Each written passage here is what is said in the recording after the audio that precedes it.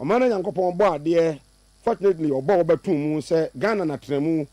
Now I'm one quarter South Africa, and now I'm one free Zimbabwe, one free Ethiopia, one free UK, and now Netherlands no. We say or minor emuti say we add our voice to ask that simple question. Ghana at saying, and of course, from now till 10 a.m. I will be with you. The bedding come during Ghana home. Ebusar important questions, and of course demand all the necessary answers from those ready to me Ashe Omusa Ewo Omeimu. That is what we do every Saturday morning from 7 to 10 a.m. The transfer on Pensua, your day bro. But I don't know pay. If I say you share home crying and pay tiawa. I pay the Oti Crary, any brary, Womaso, na Sante Hene, Kura, na Yabudia, na Yami Muso. Beginning the week on Monday, I can send me. Now, if I say me tafro ketwe bi na wadaruma. There is something that many of us yes I don't see na yenim. And pay be humble. Power is transient. Be humble. Power is transient. Okay? So nipa nhunu se tumi wo hoyi. Enka nipa nsamu ntrasia nche da.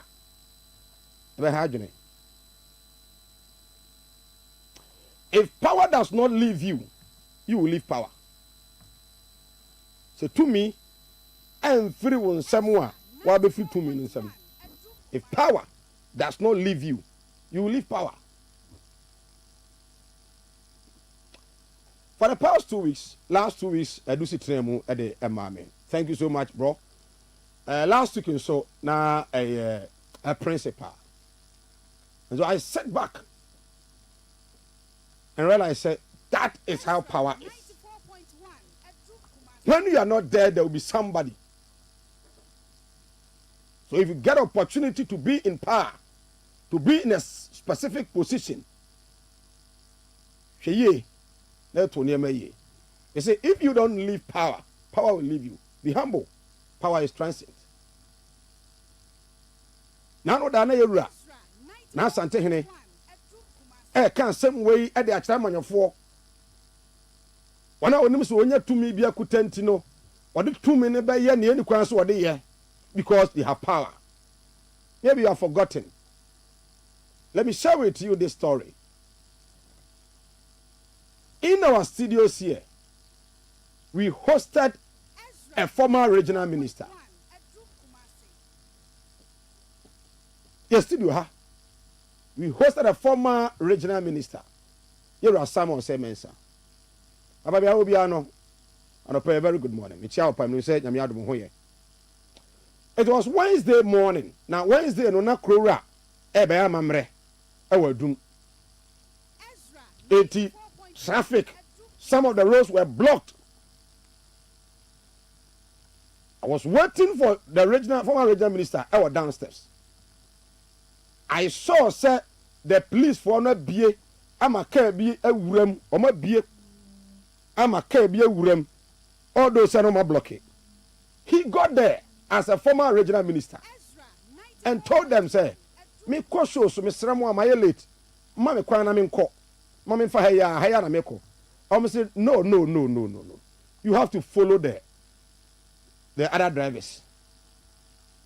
We see and I'm so I don't know so me catch her almost say there be that me fa bia omo ina efa no.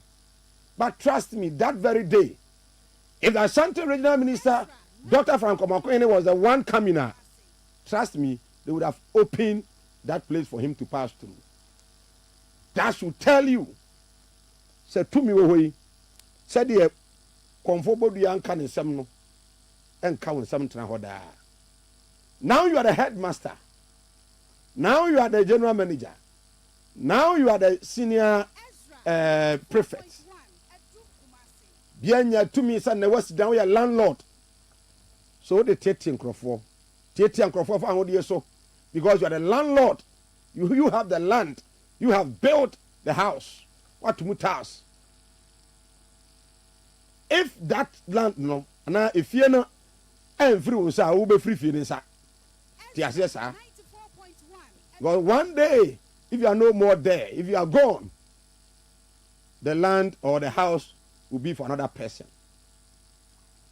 and then when you scatter card the man crofo so muntwi enti utimi kan de opebi a kire wo mo to me asesa manefo ebre okrom ha se ya yankai kura no ye kai yankai kura no de enche ye kura no kai manefo bia ne ntimi nyomo hwe okrom ha ebo mo chen so anemmo enei o makadem so my sat. You are journalists, we know most of them. Some of them, when you call them, they will tell you, you cannot come on air. Yen to me kasa radio so. Edientia. Wa be mo na to me kasa radio so to ayampia. Ada na akọ opposition won to me kasa radio so and to ayampia ni biu. To me no. So if you hold on to power today, kuramu ye, na hunu say to me nka wonsem. Ye DC we are governor appointee nti NDC for ne ono anom sha ase wo area ho you think now you are now the boss nti we yom nyina afim bi ban che tiatia nipa be a coordinating director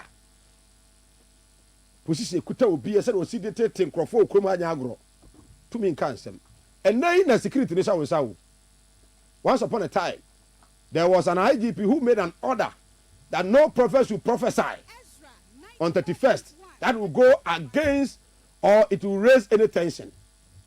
Now, he is no more an IGP. He can't issue that orders again. Internet mini kutao. Who issue orders? TSC say, if your orders are not right, tomorrow, there will be somebody else. Power is not transferred. Let me show. Now, once again, a very good morning. Hi, Ezra TV. Ezra Radio 94.1 FM. Oba joining on Facebook, Ezra Radio. On Facebook, Ezra Radio. Oba you like, share. Na if I comment, Ebra. Clement appear. And I feel a very good morning to you. And I pay Benyamre. Na yet to me, Eddie Komoda. So many issues are. Ebedi home komo and anopay and my heart bleeds so much for my country called Ghana. In fact, if I sit back sometimes, I ask myself, at least, Yame ya adwe opportunity to kwankakra. When I traveled to Finland, although it was a government of Ghana and Demekoye, my passport was not taken. I hold on to my passport at that time. Finland.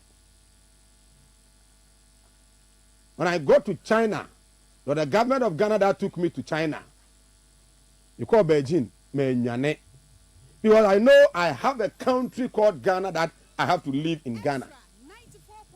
Contribute my quota to Ghana. And let those who are there also work there, bring money to Ghana, and fast track development in this country. Period. But sometimes you sit down and you ask yourself, is this our country?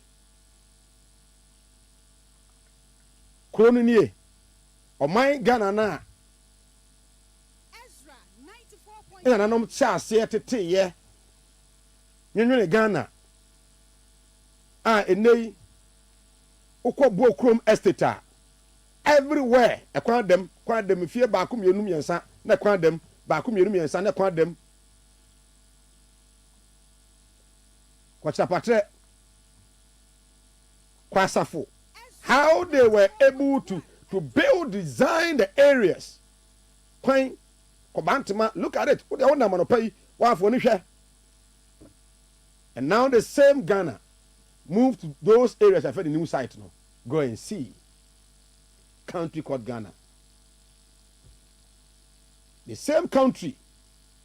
Ghana no one and Padifobinya and Passa Yamba more minor. Now a brand here school. The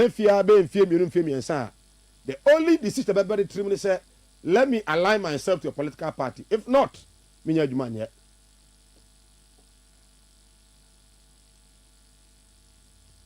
So this week, another xenophobic attack, very, very, very bad one, see was South Africa. And of course, for me, I condemn the act. We all call on the government of the South Africa to act. But when your father is not taking good care of you, don't expect to have peace in someone's house. If you don't have peace, if you don't have all what you want, one kasa ufia, don't expect to no. If I'm not treated well in where I live, and you will be your one country called Ghana. This is South Africa. Bra Facebook, Ezra TV Ghana, Ezra Radio. Ezra Radio. Oba like share, never comment bra. We are giving you a fresh videos, new ones. But here, look at it. Bonasum. Yeah, they one in faith. Look at this. Brutal attack. No provocation. Why? Because we're free in the country more in Nigeria. We're free Ghana. Nankoti kunsu. Kunsu nwatra bone bra. Abrantia University. Ewo kunsu. Enya adwuma nya ye. Every Bogatanga. From Bogatanga na kwakwatra South Africa. Cape Town. Enti. Say yanti ase. Why are you leaving your country? What free woman mu betra ye memu. Na obaji adwuma ye obra ye wa ye adwuma ni bi nye. Adentia. Ade na wo say Ghana nia brantie, Ghana nia baba wa. Eko University we. This all born as a boxing. Bra be here. Ezra Radio. Ezra Radio. Look at this. Look at this. Watch this. What? Why? Watch this. Enipa be 60 etwa brantie ba kope ho asia. 60. They are all South Africans. And now ye intimidate. Omban foforo ni. Ye na kayaka de. Why? Because we're free ni memo. Yes, listen to this woman. Ye South Africa for we. Ye ntie wo mo. But when you are Japan, you tear some more kind of pie, and you tea. And pro, and then you feel free. We have a lot for you. This thing of you guys moving from one country, we are fixing this continent. This thing of you guys moving from one country to the other, it's no longer working. We don't want this as African people anymore. We are fixing this continent. This thing of you guys moving from one country to the other, it's no longer working. We don't want this as African people anymore. We are fixing this continent. This thing of you guys moving from one country to the other, it's no longer working. We don't want this as African people anymore. We are tired of seeing African migrants moving all over the world, refusing to fix your own countries. Now we're making it very clear to you guys, Utitina, we don't want you here. We want you to fix your countries. Now you came here with a traveling document. You came with a passport. You know that you are a visitor, but now you decided to come and integrate in our communities. You know very well that what you have done is wrong. How many children do you have here? We can come to Ghana and do what you're doing. Passport. Eh? Now you are carrying a bucket. It's 11 a.m. You were supposed to be fighting the government of Ghana there to ensure that they are getting things right. No, there's no fight in Ghana. You must fight what they do. Where's your papers? Passport. Passport. What's your passport? Take it out. Let me see your passport. Let me see. We are fixing this continent. This thing of you guys moving from one country to the other, it's no longer working.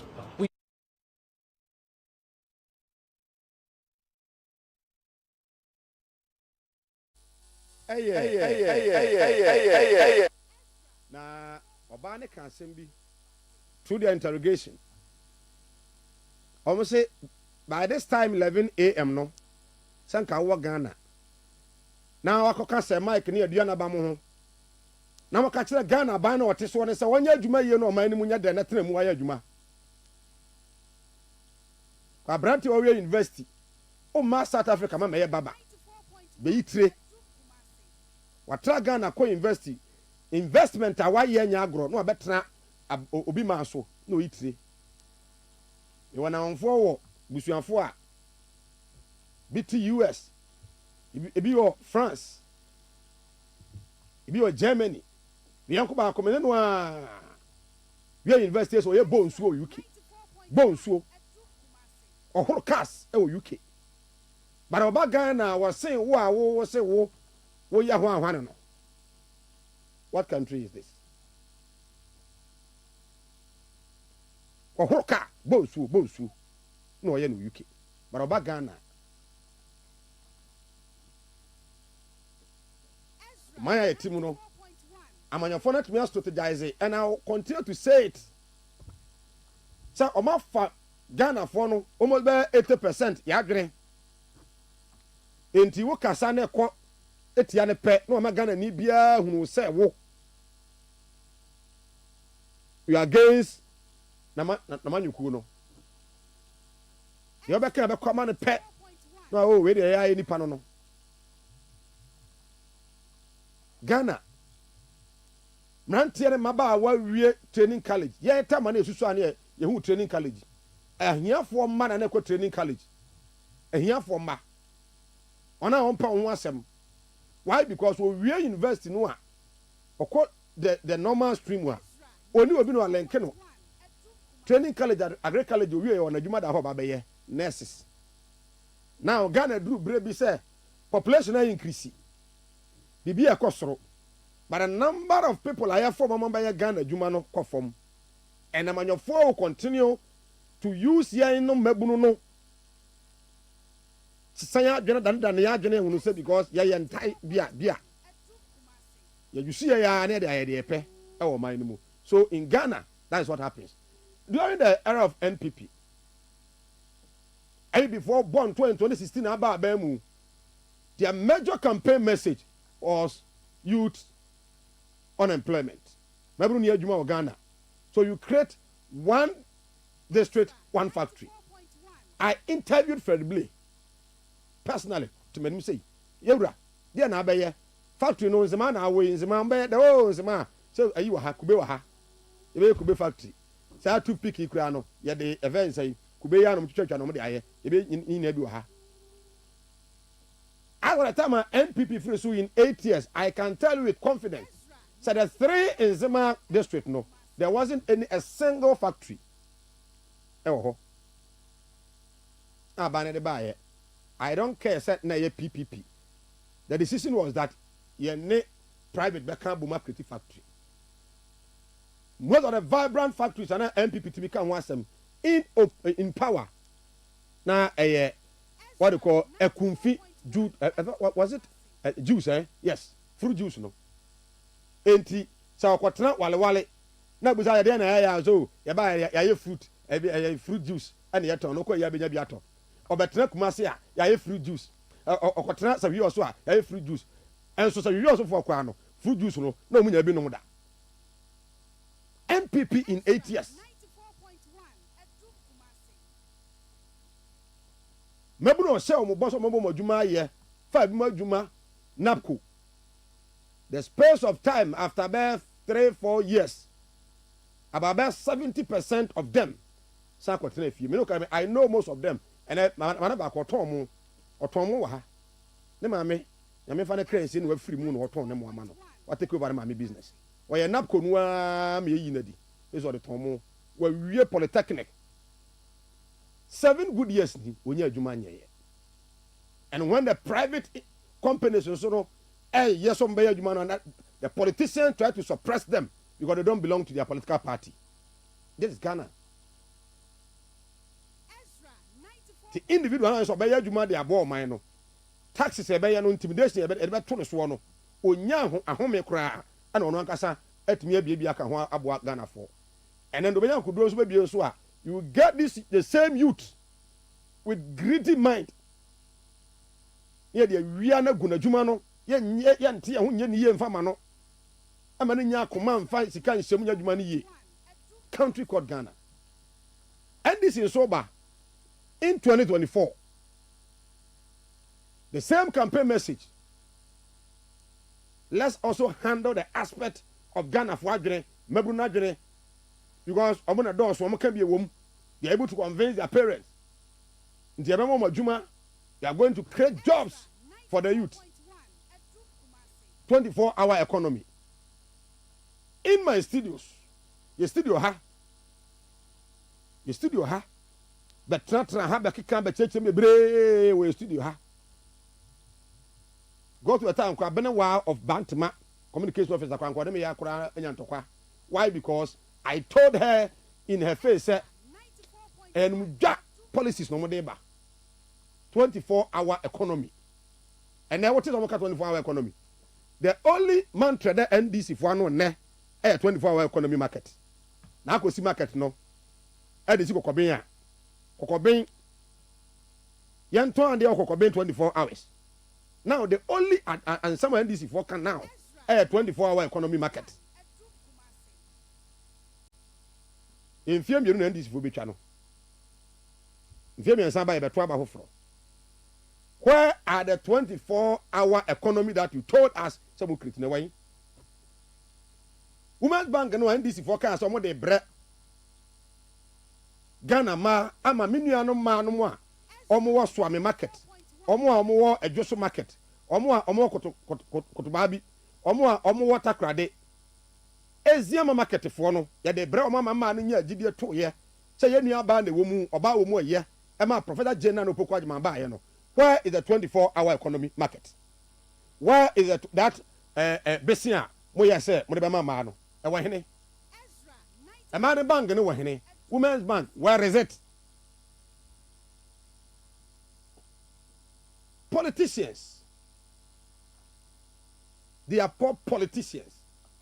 The politics, they will trick you. Enti, who say, Mebunube 7,000 to fee. Are you training college? You inform what you ma. You say be fair you ma. You answer crank I say bia o. You for this year group. Enti mo amu we 2021 amoti fie no. Ye di kan famo. Na efiri mo so ya komo mu 2022. No. Ya komo nyina bom. Na you say yes 7,000 out of about 70,000. That is Ghana. And when you speak, somebody will sit at home and think, say, oh, bona benchi. No. They will continue to do same. They are the same. And this in opposition, my own saying, Diano Hopper. Now, they are in government. 2 months ago, I was here to say, me bought your Mahama Baso, His Excellency. Me carry me tough 600 to 700 and full no. Me tank here ma. But me better 400, 450 not tank na ma. I was surprised. And then me took him 600 Ghana. You are back to square one.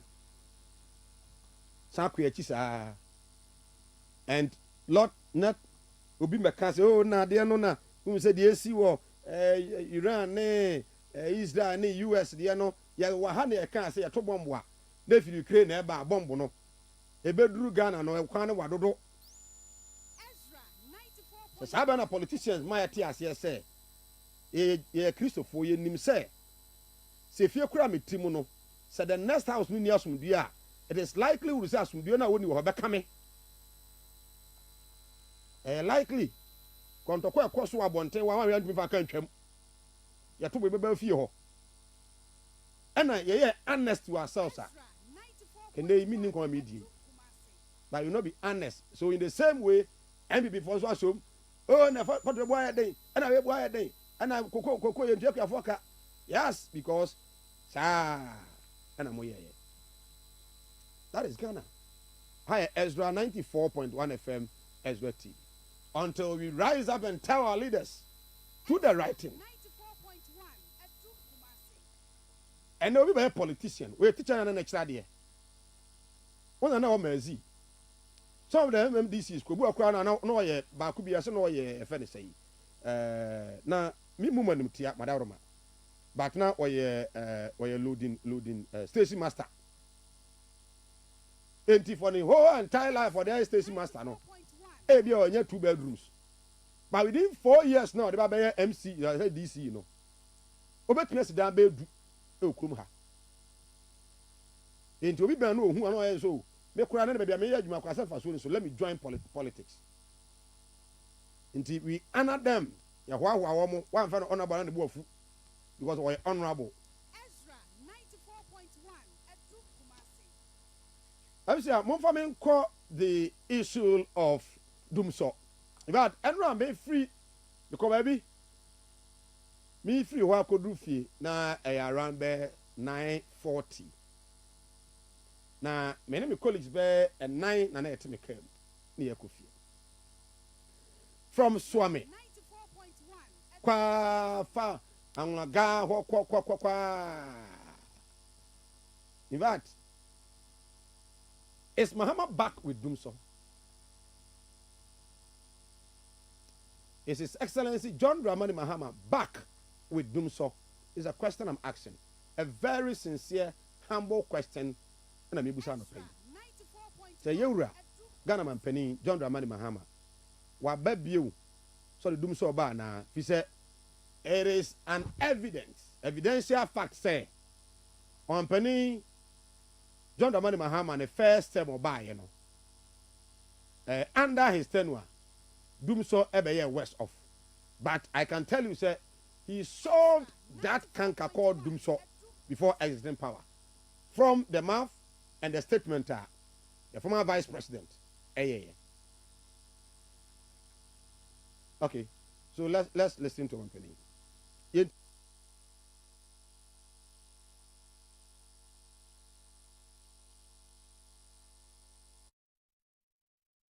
Which was 22 years old. You can imagine that the transformer was installed 22 years ago.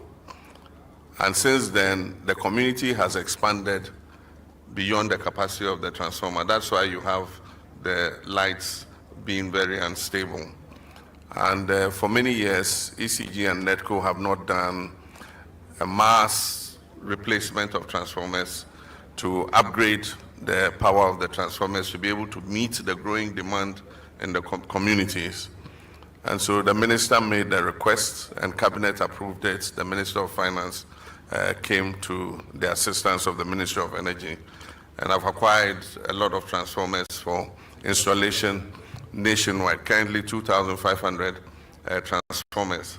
And so we're going to see stable power after this first phase. And like you said, after that, constantly we'll keep taking out the old transformers so that Ghana can have stable power. And so, like he said, I'll appeal to our people. The outages you are facing are not Dumso. It is to enable you get better quality and stable power. And so, like he said, I'll appeal to our people. The outages you are facing are not Dumso. It is to enable you get better quality and stable power. But like he said, anytime they are going to replace transformers, they inform the people in the area so that they are aware that their lights are going to be put off for a while until the transformers are installed. One of the things that I'm happy about is a lot of these transformers are produced locally in Ghana. They are made in Ghana transformers. And so it also helps to multiply the benefits that our country is making. I'm looking to the day where all our transformers will be produced locally, and we'll be able to stabilize the power situation in our country. So well done, NETCO, ECG. Normally, this very week, from Monday, we've already prepared the platforms and cured the concrete and everything. We are installing 30 transformers in Tamale alone. In Bole, we are installing 2 transformers.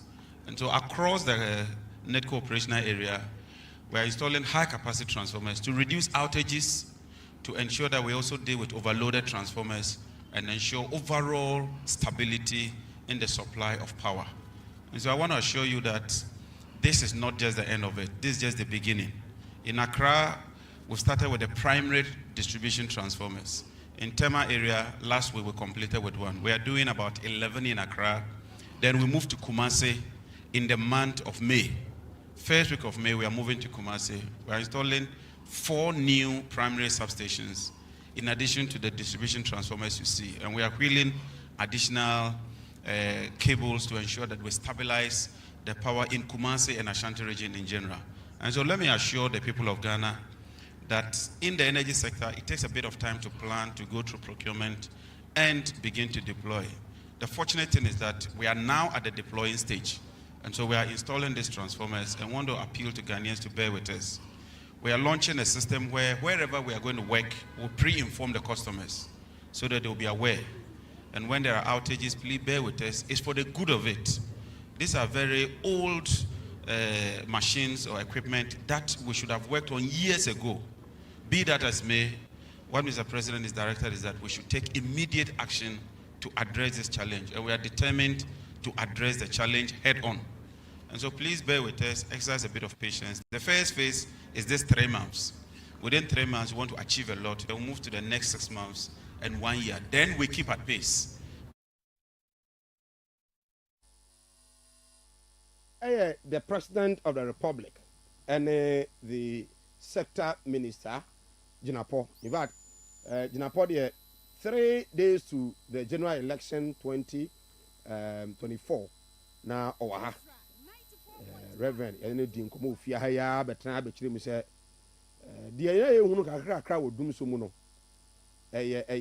modern boy na NPP aban entimi mo se no ntimi manage niam nti na ehu sa de no ntomo ba o ma hwe na o matimi asia no now o man pani say about 2,500 transformers na o mo eche e de ama fi say for years now and yenya kwan and replace the old transformers no ebi wo ha ago bo akura na first na load the was no and the nipa no adoso amanfo sisi fie manfo ye adwuma enti no omanya the locally based transformers ha omo eto apete na etimi aboa ama enkane na etimi agina so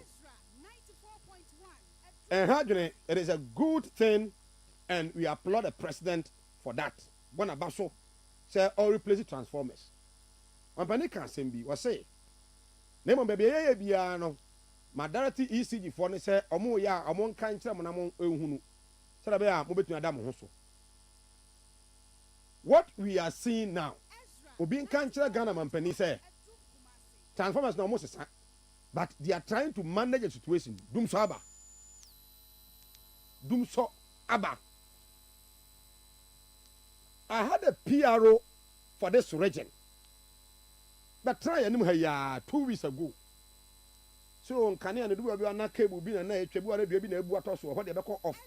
But as it stands now in Ashanti region. Dum so bi ani ho. Enra. But do mo da light mo na ma mi hu. 0531455105. But do da light mo enra. E wa santimanta mo nkran.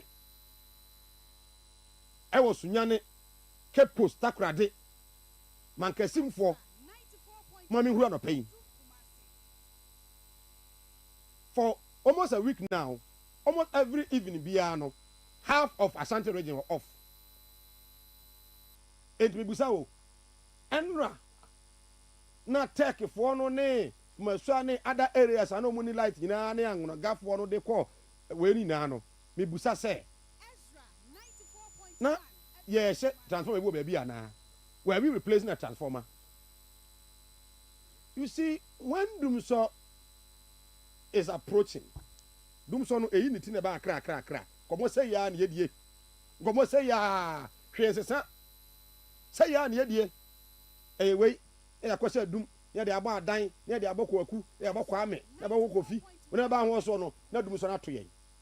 But one thing is that if you are a government and you are able to solve power challenges, that is all. There was a canea or what? The oil tree, the opma dear, the water dear. Oh, soon find a way. And why a call I told you, don't for me, chairman of pay. Almost a young tardy. Young tardy, there are someone penny want to me, so I said, also be some on my tardy. Scanning system no more. And no, you cannot blame him so much. But the auto face and the face are saying, "What want to cut?" Tum kania okrom ha. Time I talk about me say for money aside video no. one penny call greater cow baby. Kosha boss or no a saw doom so. Nambi before by only doom swaba. Into a bar or dooms or cania dear, Biabanya cania. We end this need. Don't sit at home and tell me, say, oh yes, a transformers. Entina, you didn't caniano.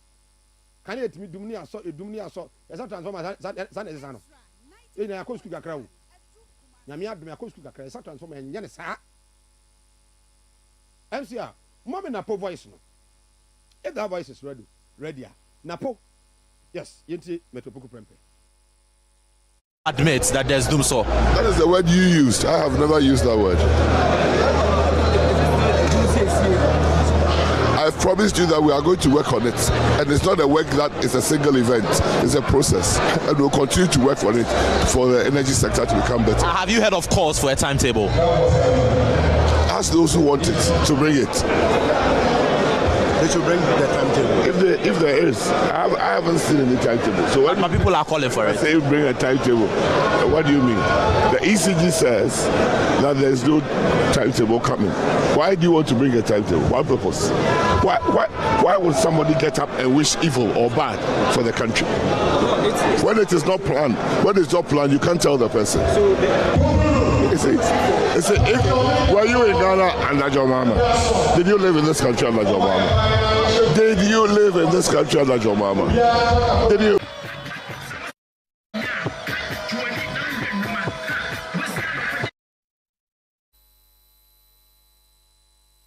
Before you pro K University. Yeah, you know I'm a question. Energy Minister, I do so naba. You do so do. Some I come to TV so. There be a doom so. Confess and to doom so aba. At the same so. Doom so be anywhere. ECG force doom so my. Doom so be anywhere. Will you give us timetable?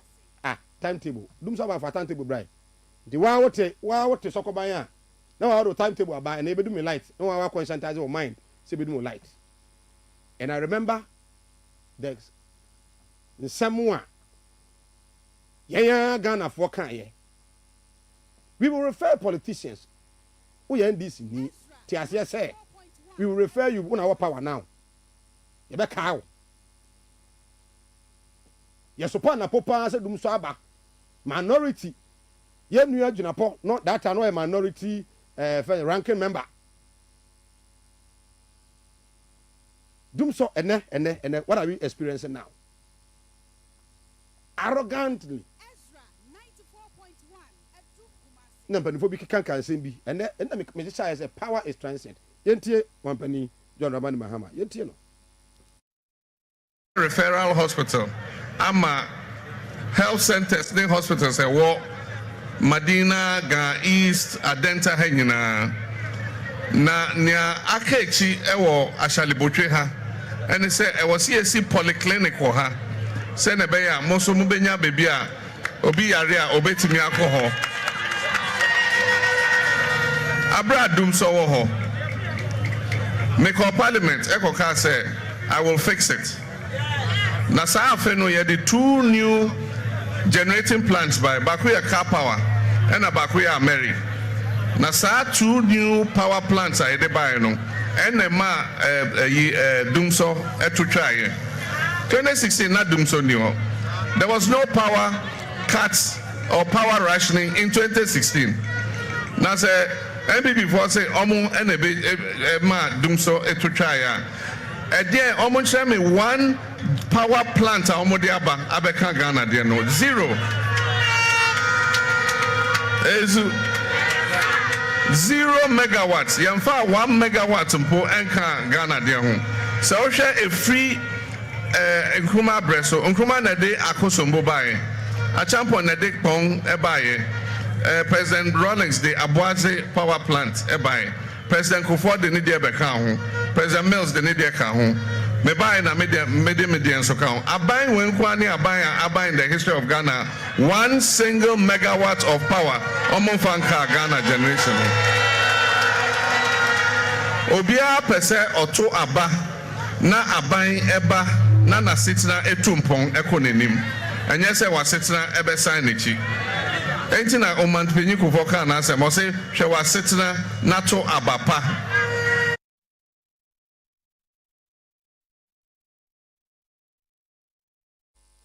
ama at the time ana ɔkasa yi na ɔpɛtumi kyerɛkyerɛ mu ade obiara yɛ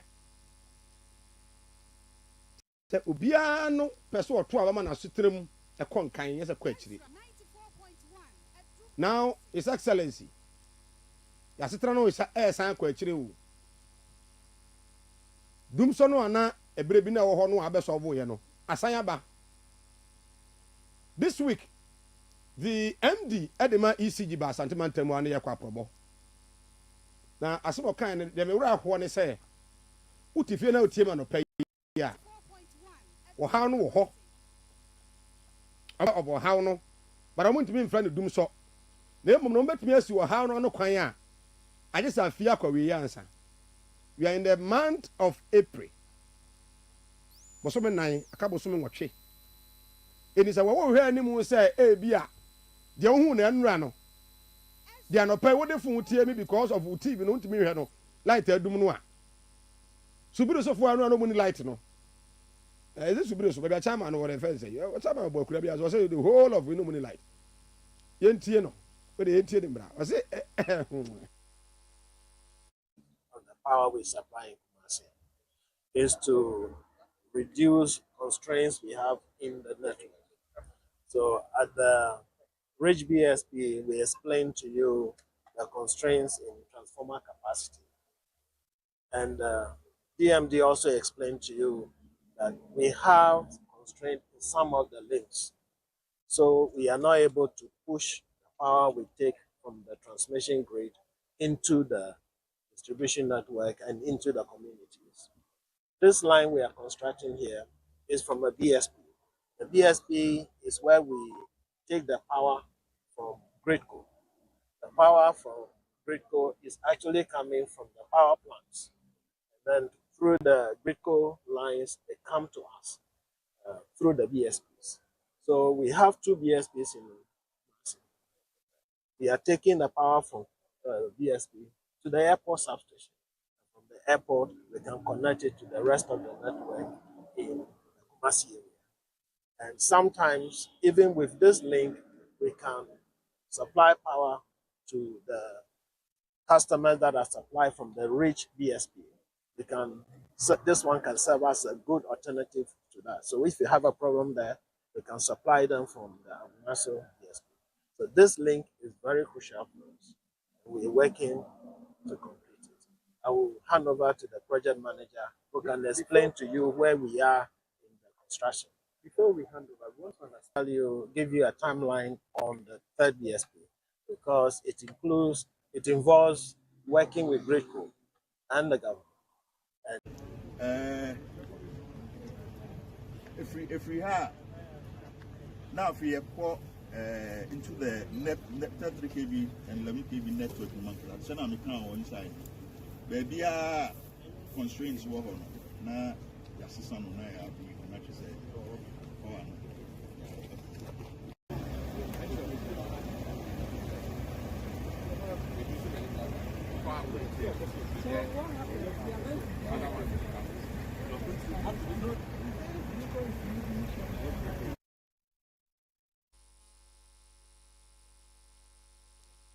di ɛne na pamfo a ɔmo ɛbaeɛ ECG mpanifo di tie wa nyinaa ne sɛ wokɔ anwoma so that of Tafo enclave any other areas a ɔmo power stations no ɛwɔ no a ɔha kakrakra wɔ ho nti ɔmo siesie ti ɔmo betumi awie ama yɛn ho atɔyɛ a na ebi a ɛnyɛ dua na ebu atɔ soɔ enye ebia obi na akọ two fuse bi a na se dum so ekọ so betumi agyae a age se afia kọ na wiye. That is the assurance they can give us. That is the assurance they can give us. Dum so aba abusa dum so aba o dum so aba madam bi frame also aye cabbage stew pa je ka obo aye pa ma ne girlfriend cabbage stew di ma no bedru ya oba ya frajuma ba ya cabbage stew of sa no pa dum light ni na asai dum so aba ya boka I found na o he free enu na wo hene for 1 week say na sitie mo a moton ne ma mo a mo de nka na ye adwuma sai e resitiye anopai ma mente wonka ye mfa kosakra na mente wonka wi aba kodi nkomo e wo subiri so mfante wonim say encheye ena hofo no demonstrate chinchi omo yeye editi Ghana ban keka bia say omo concession mpenifo eje from some and allegedly say Alfred Mahama ompani nua na eje wa hwehwe mu a mpenifo afedia omo ehunu say enye onwa na nkomo bia koso ama ne nkomo bia koso ano pe benyamre na yetumi adi san nkomo no so ewo subiri so emfante the concessioner no so no ewo ho yemfa kosa kra 0531455105 0558620300 yendi Ghana ho nkomo Ghana te san no pay enfa ena owo adwuma sam te san asbabunu a owo Ghana. How are you coping if you are not employed? And even if you are employed, situation no at the same and now no pay 0531455105 with me afraid 0558620300 is 4 minutes to strike the hour 8 a.m. 0558620300 and I feel 0531455105 0531455105. Me ding it is a mic and of course you can call it in now. Hello, good morning. Hello. Okay. So over to me afre na yet me edim komo and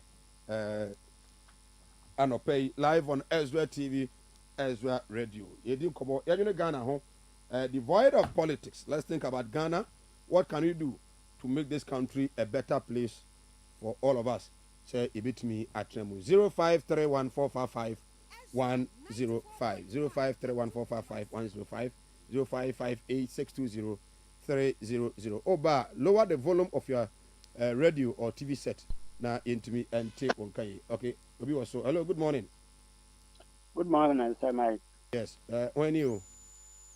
From Okoba, just in Cathedral to Okoba Mintiano. Now, we now come with our call, Phelan as a baby. Now, call no mumpen for near Hampen for no at the same. Minia. Asemu ya ubusami. Mi biseda pa tabudi. Mi biseda pa ebusa. One of the MP no kan interact no say honorable na den. Ena de ehunu ha yi mumu ntimi nya ne sa bi. Hwema no sa anu a wosuleti. O say Mike ebedi hu nkoba chiri. Obani omo adwene enitimamufo na adwene ye different. Adwene omo adwene no Finland omo timi ya budget na aboro so. Timi ya budget to what do you call it? Omo timi nya access. Na ya cha de ama oman no manfo na mo ya adwuma na ya cha kra de amamo. Sika omo nya oman no mo no. Usi de awa onu tumi so obesi udan.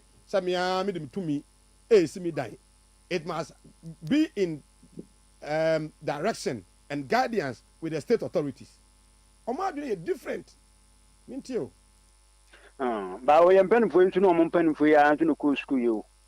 Nti no e be sire ana mo so journalist no ntu e be sire mo. Mo kan no kro nche politicians no. Mamo ya mo ate mo dodo hu se de be ya mo sum benya afenfe ma get kakata free.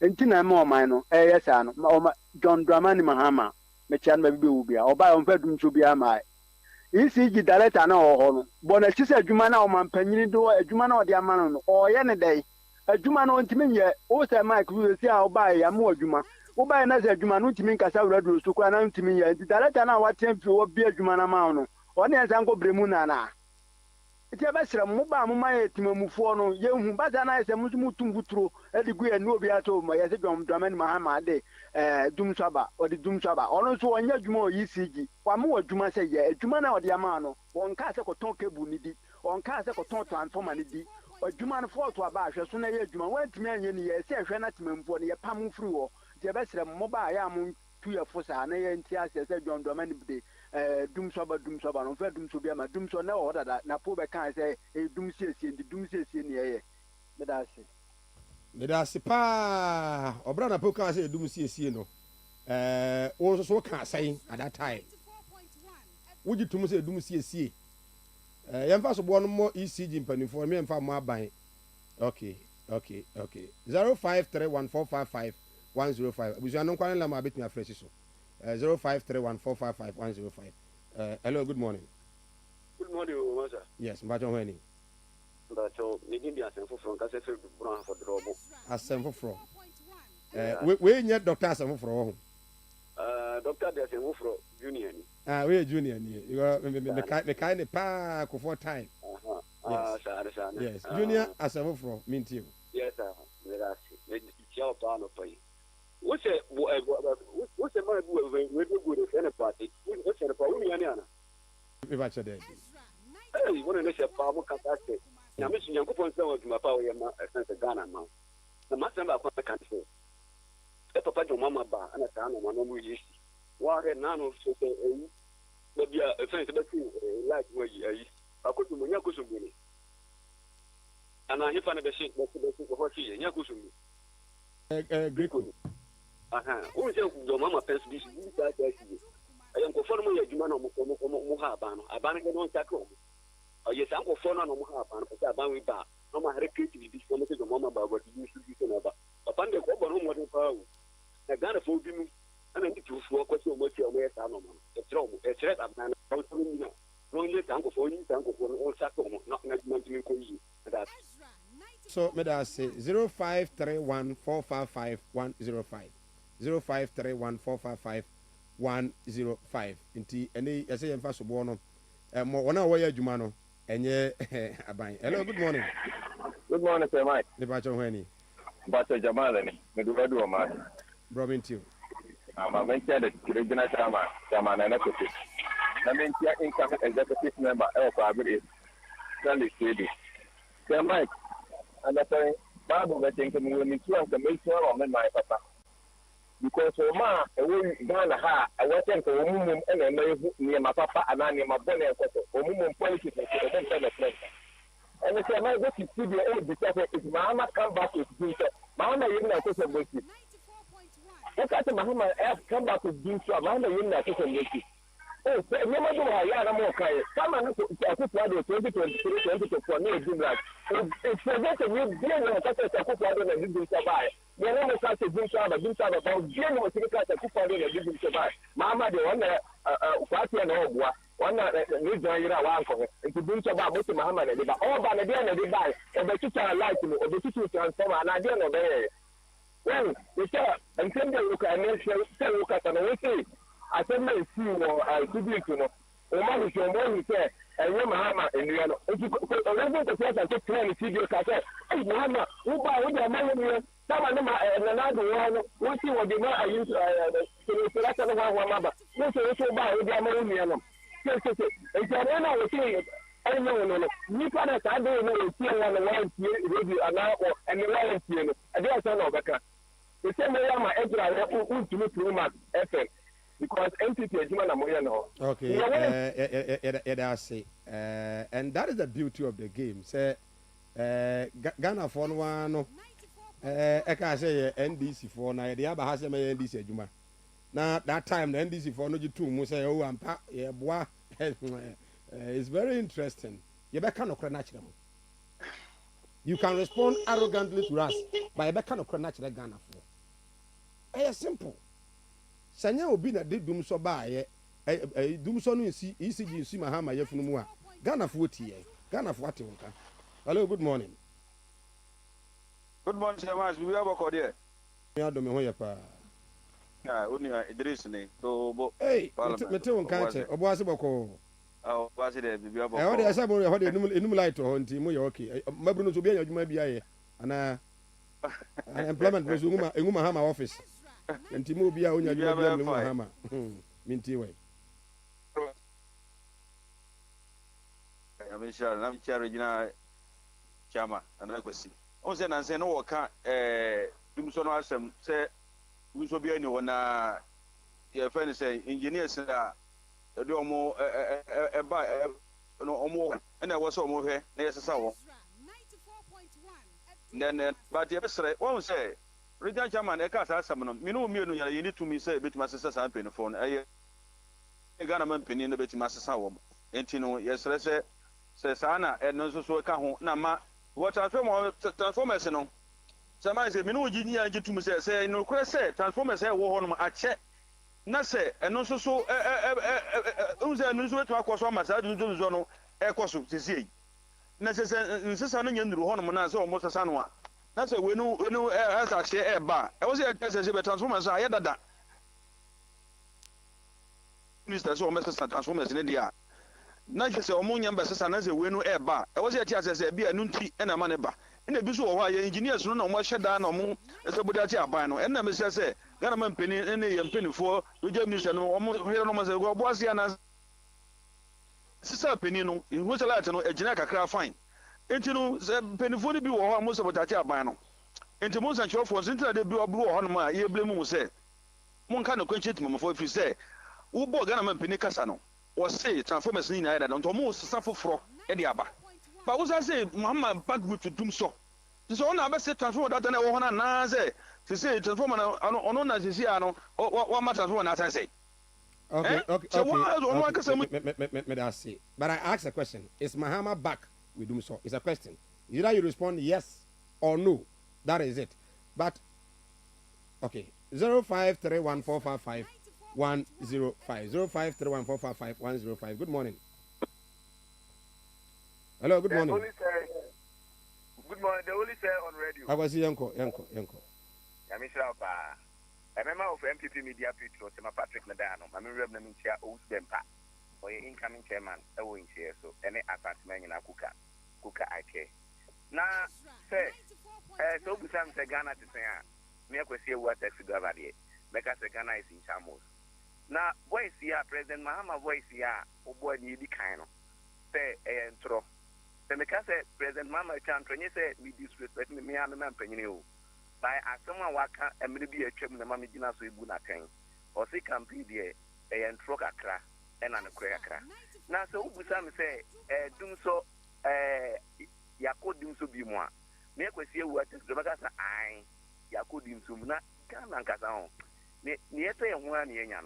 Once a Ubusa Sako, she will be a bar, not to go pap up ever park and so say. First, you say Ghana, yeah, yet you employ money you. Now yet do politics no mine, yet do party, no man, do individual, no man. Into your man, dear, ye are unicorn say, yeah, yet your money penny. She said, do swap, but swap me bed 3 days, yeah, can you name? Not quite banning average of the case is 8 different assembly. And you Ghana, Ubenya sign you might be a say, or mine, I been any pay different, or my band party being a thankful. Let me say, do so, dear, say. It has come to stay under President Mahama. Okay, may I say, TV Metro Mohaba, 0531455105. Good morning. But when you Asante Mampong.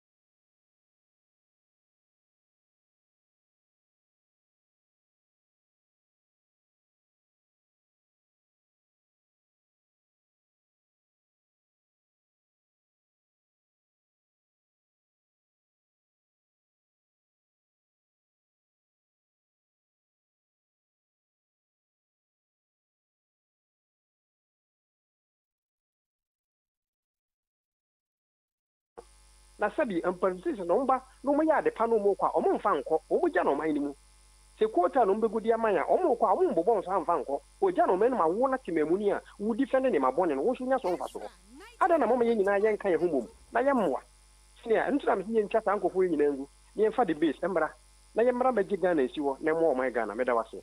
But I say 0531455105. 0531455105. Hello, good morning. Good morning. About your honey. Kojanji, Kasaki Kumasi Kenyasi. Kenyasi entry, mint you. Man, dear comic party, me, 10 years, because she have one and Anna, maybe almost a should have one eye. Mekan pray. Because you are the light of light of Yankano Crack. Yankano Crack. President 24 years. Jojo ya kwa ya no kwa bo bi na hia na wona wa do be kwa ma bi aba bra bi che ya ni ma ya gana mshi da se u ra ko mo sike wo pop no na bro o ba bu di sa fu ke enwa na di be si kanya se bo fo di tumbu anye na enu kure na wo kan no obi ba obetu wo kasa na pro ada ana ni etisa kumani dia dia ko ni ni ko asem telephone so Ghana you miss no what are they doing what you betu dem na meta telephone David and the abotre odaroma abotre 0531455105 my men pick be 3 course na fi no emre fi. Hello, good morning. Hello, good morning. Good morning, Minu. About your when you From Collins. Minu abi ba sisi na wo kam yi se atwuma wo bianja obi ba wa be disika de ante se be pese me buse o tekuro mo mpanifo ho emrantie wo ho eye kuro nso no ye to obe ne nam wa nam ho aye so we de abobla na nu wa nso no eye o man ni sika anu wa fa wa bo o man nso aboro eja de ntina se ehemfo na wo kuro mo na se mpanifo wo kuro mo entimi mfrese ni pa ne ma se eye o man ni sika na fa entipa tabla tie be hwe sa ba na MPP NDC sa no akoti sika no kwa ahemfo ni sa tumi no e wo man mu per our laws ohini bia ne tumi so betumi afre aban dwuma ani se oba ye no abedi sika ya ka asesi tiafi e wa ha wantimi yansintini fa sika na bra. The only thing is to resort to the court of competent jurisdiction na court no eno no eni eno nti eto abayi mpanifo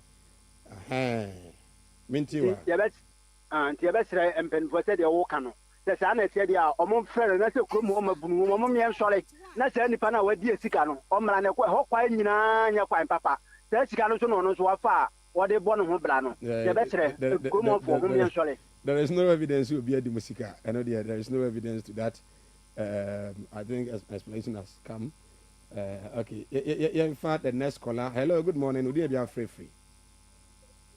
Asha, good morning. Good morning, my dear. Would you be free? Asha, make a free. Ofanko. Okay. Minti or no pay. Hi, Ezra.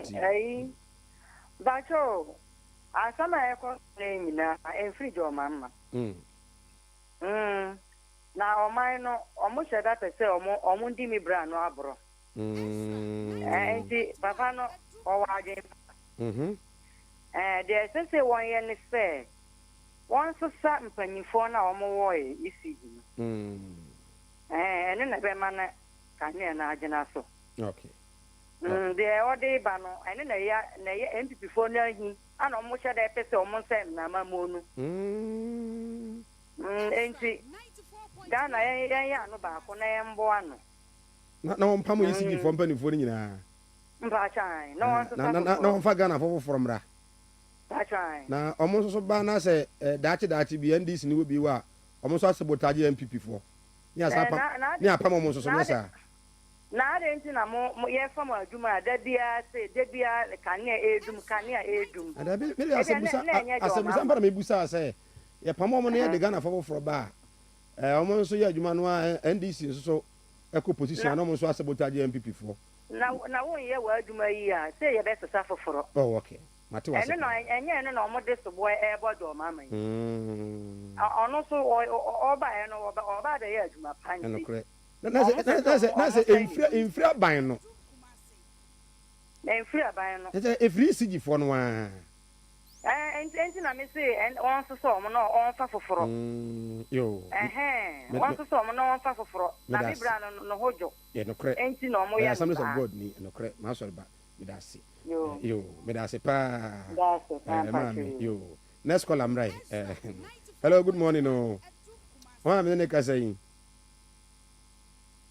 hello good morning good morning e ba jo ho ni madam no ka me ne nya bi ba jo if ever say azumu apia mi ka se buako ebuako apia mi nti o e se de de duro no e wo kan se omunyi yi si jempelefo ne bia e se koko board koko pharmacy na yin tuam kana eno so e jempelefo na mi tuam kana e administration ya wo de bai na enkin ko yi because ya ta o memo ya witness o memo abako the same thing in fact minor problem ba so ba se ya wo ni so ti I am so many but the piano the piano is a changing of estimated and one I and the administration no papa is better than kind of get rid of the mama the over only be papa there to offer Ghana. Okay. Me da say yemfa frefo no nsia yemfa mo nsia madaroma na afi ye meto so ewo efie na obi adwenche no ye pa but you see ade we minim de se unya tumi a na o kasa asesa misire nyame se omoaye na yeduru hwa ye kasa ansesa bi se kasa ni bi o hwa o dwire ho asemasi pa na kasa asemu wi sa bere so se ne no asa omo ye no so ma ye calm omo a first no mo kasa gidigidi pa no is very quiet and very calm. And almost on Mokasa calm, no is almost very aggressive. But a government penino, I just to say, or how do you? One penina just to say, so many years, yes, a transformers, or how? Now, the original chairman, as also Debbie, we part in your how. We part what we are seeing in Asante region, it is not how. No. Isi jimpanifona na sabotage ama say o mo frɛ dodo no ano say isi jifo no mo na mo tete office wo ben ne nkrofo na mo hyeda sabo pesa party NDC mahama ye on popular mo ya MPP fo ana mo dundum kanea ne digu mahama ne mu ase ti empam nyina nkwatena fie ne ba mo from ra omba no mo so anye ni ya ba mo from empam wo mo. Have you gotten to that stage? Yaduru sa.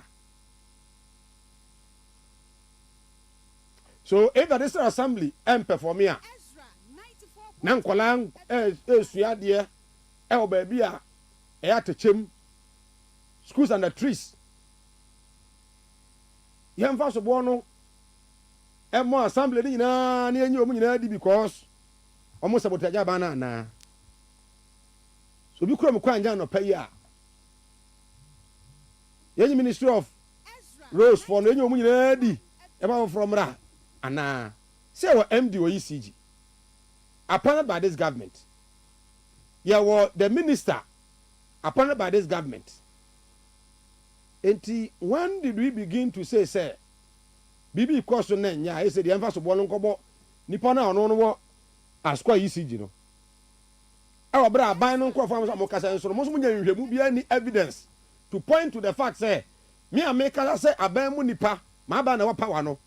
This ECG MD, this ECG officer what tiangoma so and the do an power MPP into dundum light no. Let's speak truth to ourselves.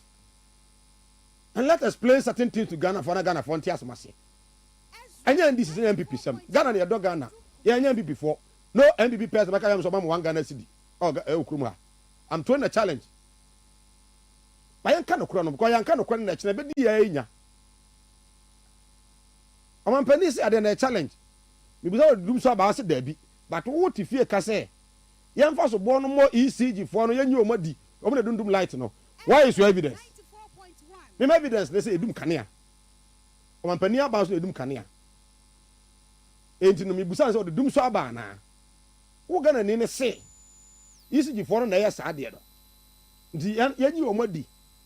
Na nkane ntimi nyina so. Na say yampa say transformers no e na aye wika eyi na dia. E be stronger na. Abijan ko so bi le so na afa bejafo entrance na yentimi edi komo for about a month ago. Ebeto dwa somebody kaka no ewo subire so mfante. Na ni na ne say omo concession site o omo ye adwuma and MPP era as a concession owner no aba ho aba ye no monte ase atiti bi so enye owner no na ye hwan je say enkomo no bebre omo de so bo no kura no ebo yewura John Dramani Mahama ni nua Penny Alfred Mahama ene omo ase omo koda adwene ho ano omo asa ho fro ka de kire Ghana fo yenti omo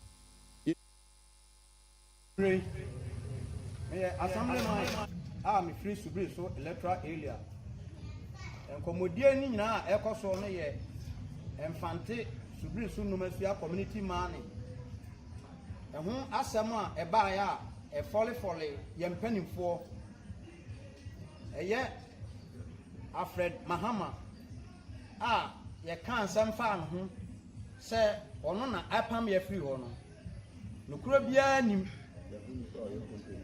Yahoo company no nukura bia nim ente saa enti yewura Alfred Mahama onim epam no ho hwe na eba se ni dini bam nti yesre yewura John Dramani Mahama se yesre no ne ma no ye se emfumso bia ba yesre Ghana fo nyina o mo fa nche na onim ho hwe ebekọ ama yewura MC onabo akwesi adu say ahafa no no MC ono so ebi fole no ye besre say ebaaye no ono so the same thing ono so ni mo ho hwe empanifo atitru ye ka bibi efa ho omo ni mo ho hwe no ye pa omo chaw ye gina emfanti community man anam e de pa chaw say pani bia ne din ba mu a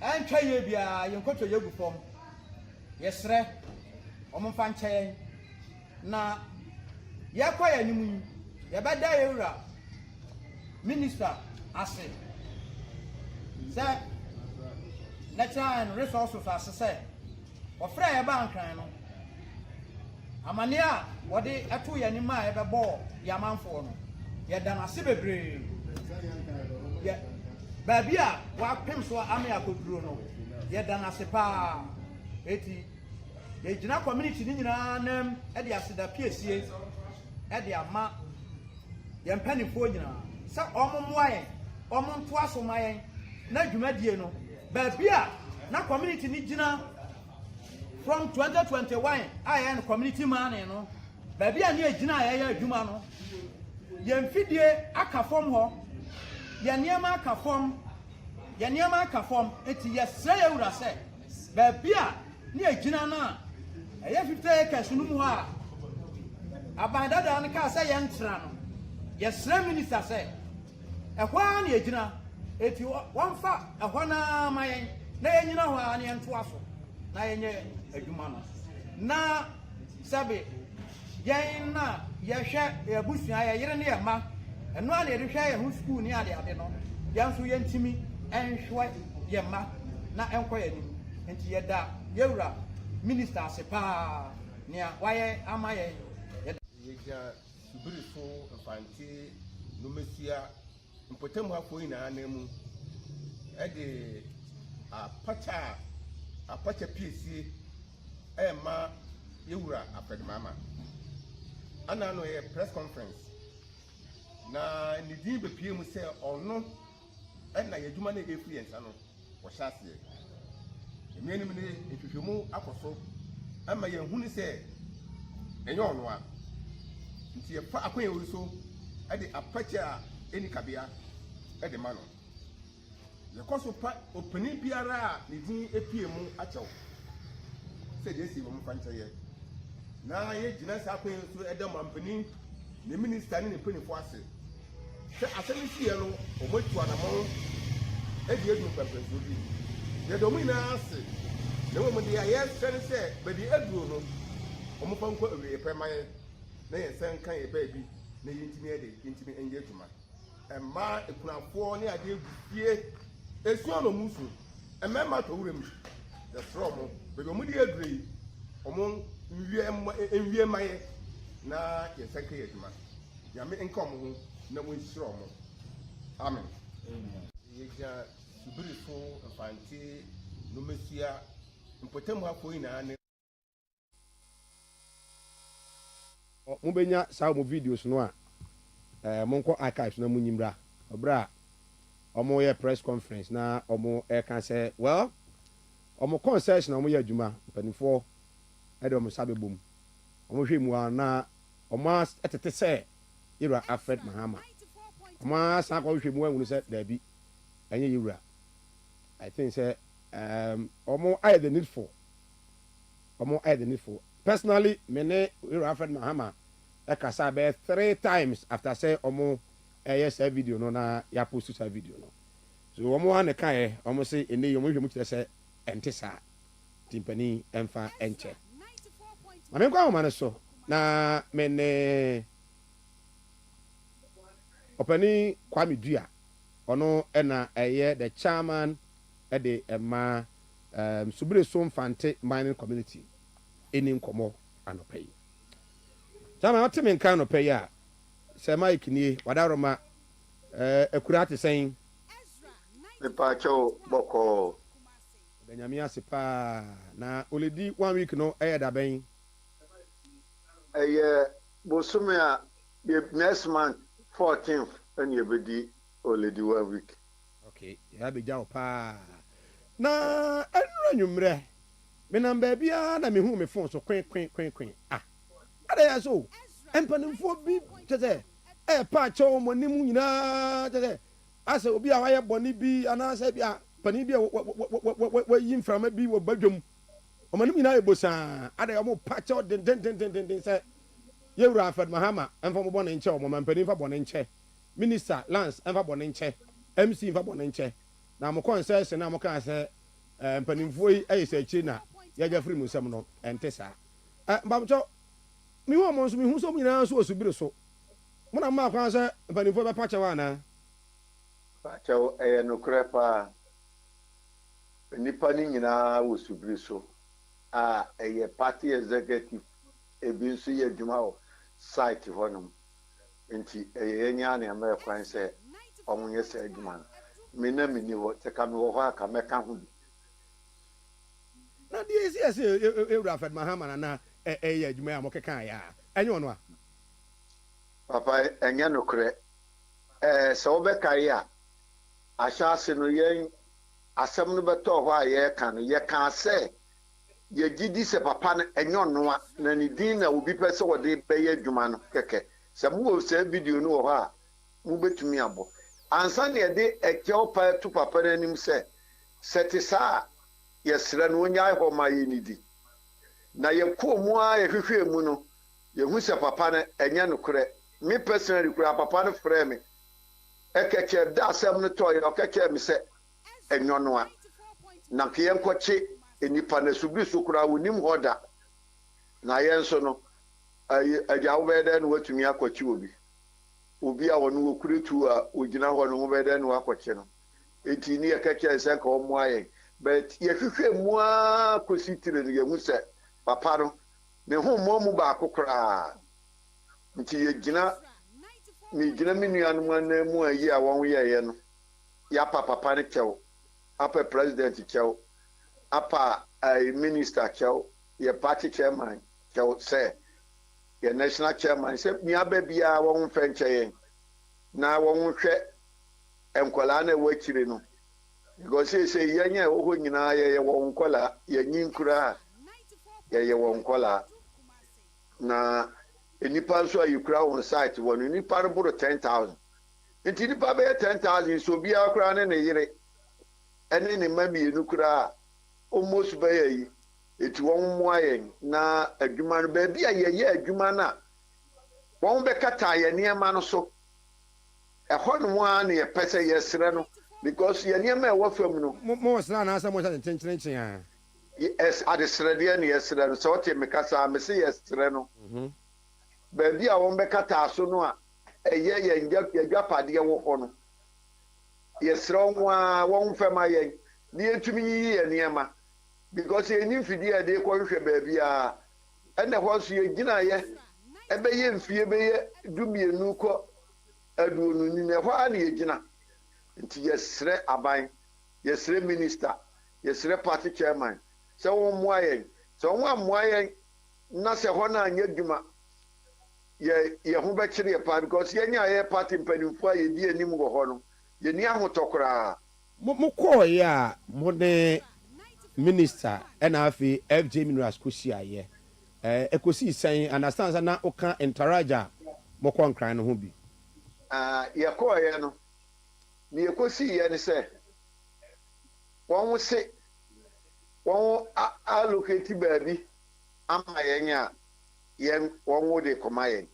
ɛne yɛkyerɛ wɔn sɛ yɛne yɛ party constituency foɔ no nyinaa kyerɛ sɛ baabi a yɛyɛ adwuma no ɛhɔ a ne yɛpɛ because wɔabɛka te adwapadeɛ no so nyinaa wɔ fam afei ne yɛkɔpɛ bɛyɛ 15 billion de akɔ akɔtotɔ nneɛma yɛnso yɛnnya eti baabi a yɛgyina dada no ɛno koraa no 50 acres na minister sɛ ɔnkɔyi ma yɛn no ɛhɔ no ɛnu 20 acres koraa nti yɛn deɛ yɛsrɛ sɛ ɛhɔ nom a wɔn fɛ ma yɛn na sɛ ayi okunafoɔ osu a agyanka mmɔbɔ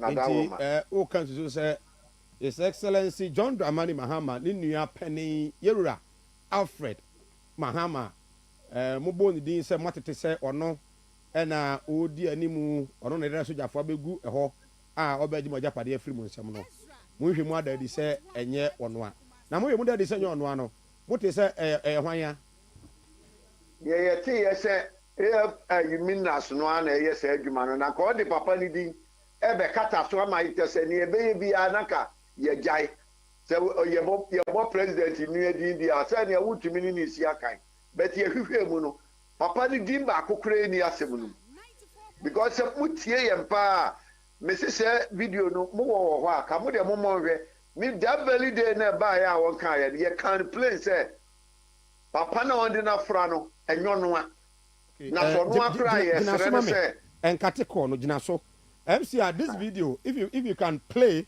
the voice of this we are openi and ne ka say the voice no mama me that sound afra akwaba ya ja bibia boko de ami adom e konkon ye botom na anya afra mukosi party mpanifo almost den yo ɛnura na yɛ mpanifo frɛ yɛ sɛ yɛmmra yɛ ne executive no kohyia yɛ kohyia yɛ no on bobɔ nsɛm bebree so ama yɛnso yɛyi bia no na ne yɛbɛtɔ mu ni sɛ adwuma no wɔn tu ho anamɔ wɔn wurawura mu ano president nia ɛna wɔn wate ne din wɔ mu sɛ wɔn no ɔde nipa na bɛgu hɔ a wɔn yɛ adwuma yɛnso yɛsrɛ aban no sɛ president deɛ na wɔnyɛ bia ne nuanom bɛnyɛ bia di na yɛnyɛ ɛwɔ ha yi so yɛyɛ bɛyɛ dɛn MC yikure nyɛ bia ɔma yɛn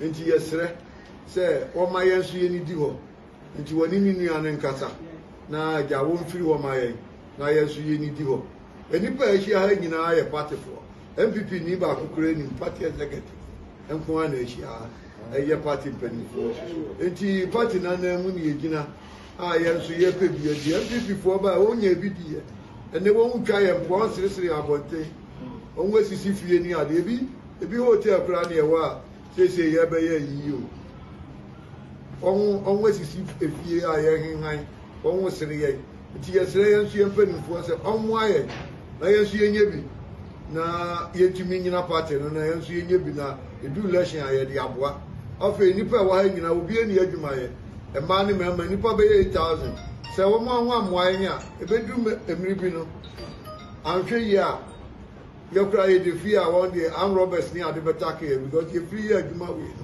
no na nsɛn dɛ kwan no so da bia na armed robbers ba hɔ yɛyɛ adwuma no pa on no nyina agyae ebreki pɛ no on aba hɔ na no ɛbɛyɛ adwuma ebreki bɛyɛ nansa kɔfo moto bɛburu edu ni afa no kurom a tia nadawroma omo ayɛ constituency executive ene kushia party chairman ko ana na won kan ɛna vice chairman kan on aka nyina executive no bi won nyina ɛna enu on kushia David yes friend Kwame Dia. Chairman. Yes, sir. Yes. Enti what the moka ye oprodi a nwam so edidi. Mo se ne krakra a mo ka kire Afed Mahama enesen. Then the yasamo a ye kan ne se ye kura koto ne asere wa ye kutu nanim ye sere no. E chopa ne de ma no. Edin die obi di udi ade na ya papa no ba bi a waduro no yentumi se ni din na enipa bi na nkadi ni din ba be kata ne ye pese ye so ene ba abonte ye sere no ompenche ye no hunyina mu aye na ba bi a ye didi no ye menkola ni didi ho na ye nso ye nya hoto because sa masa ye kura ye nya hoto ewo eho because ye gina so the year campaign e ma party no e baaye na se ba ni se ya e be hagben madawrum Sama ya na se Elizabeth what minister sia ohun na ne kabore mo ne obia nso asia na mo na kabore nso ase so no so ya de ase baaye ma mo kabore tu ho na mo ko ba sa on de mo na ase na se da na ye de be daro no ye nyenwie na ye di osoro nyankopon na bada na se because you be say we ka ofa play ene de be si kumase no me can da nye pray asem say o mo da sie da man pani ase wono ani sika no de foka anga mada ka baro nso ase say ono nso ba ye wan tra ministry wan tra to so minister suma no aba ba bibia kama mo da na ase enya na ye da na se pa because ye nu say ye da minister ase ne de na ne magina ka ho nti na dawroma ti amoni di on fenche ye dara se pa okay da me na se abusia ye ne yewura Kwame Dia na ye local chairman Edema Subresom Fante community mining and someone omo aka ye about era Afed Mahama nti ye nso emfa ya no ntum na ye nsre era Afed Mahama se benin se oba jan 9 egu jan se 9 ba na ka no egu so a o sre so a ye ntwa ntontwene epepa nti omo se omo an kan ye enso no omo san eboa omo tafre mapu aba se nya no kore untimi nya sade no da. The man told me point blank, say Mike, me Afed Mahama me nya mining, I'm not into mining. Even if I'm a member of ours I am mining na me nya mining as Afed Mahama. Now me a businessman I say me pesika kora dia me won gwaje be a community for bi die me nua ya president me ye madwuma itutu akwan mo menyo mebre me nye sade no enti we de ewura wa ma omo so mo pa chew minister na afin pelifo ahodo nyina so no omo se omo pa mo chew mo mfa enche omo na afin no bebi omo wono ano mo hwe emfa mo no mo ntimi enidi so busanfo ma beja fo atransia no pay yenko na yenko din komo Nana AJ Perez the original communications team member for the NPP. Tamana omu ewa bemu December hono kokoko areas I mean onye ska o. Na say na obi ya campaign so say obi na sponsor no no de ne kwa nti okwa no kutwaba the project ayi nie wakwa no kutwaba de ayi nie kwa ne kutwaba de ayi nie. Be fans nyina ma say nye na sponsor no. So obi na sponsor no. Ne papa ne koka the incoming Asante regional chairman for the NPP. Minia na je senior na te saying adom ahweye the one dem papa did this on so what na media chain ya trade ampon kwa mi as koka ho te saying oh mirror ho tene enyina se gu ahombobo aso akabe barely 3 months some few days okay there 3 months 2 weeks na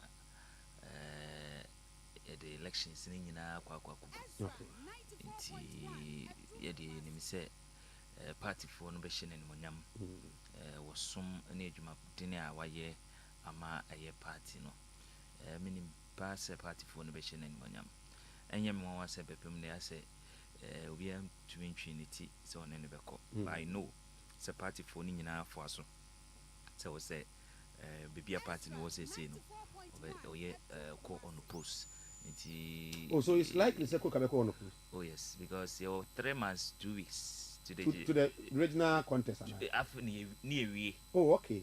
Because you April, yes. May, June, July. Okay. August, cry first week, you know. Now it's regional elections. Yes. Oh, I see. It's even 3 months, 2 weeks. It is a good opportunity. I was say. Okay. But now no say.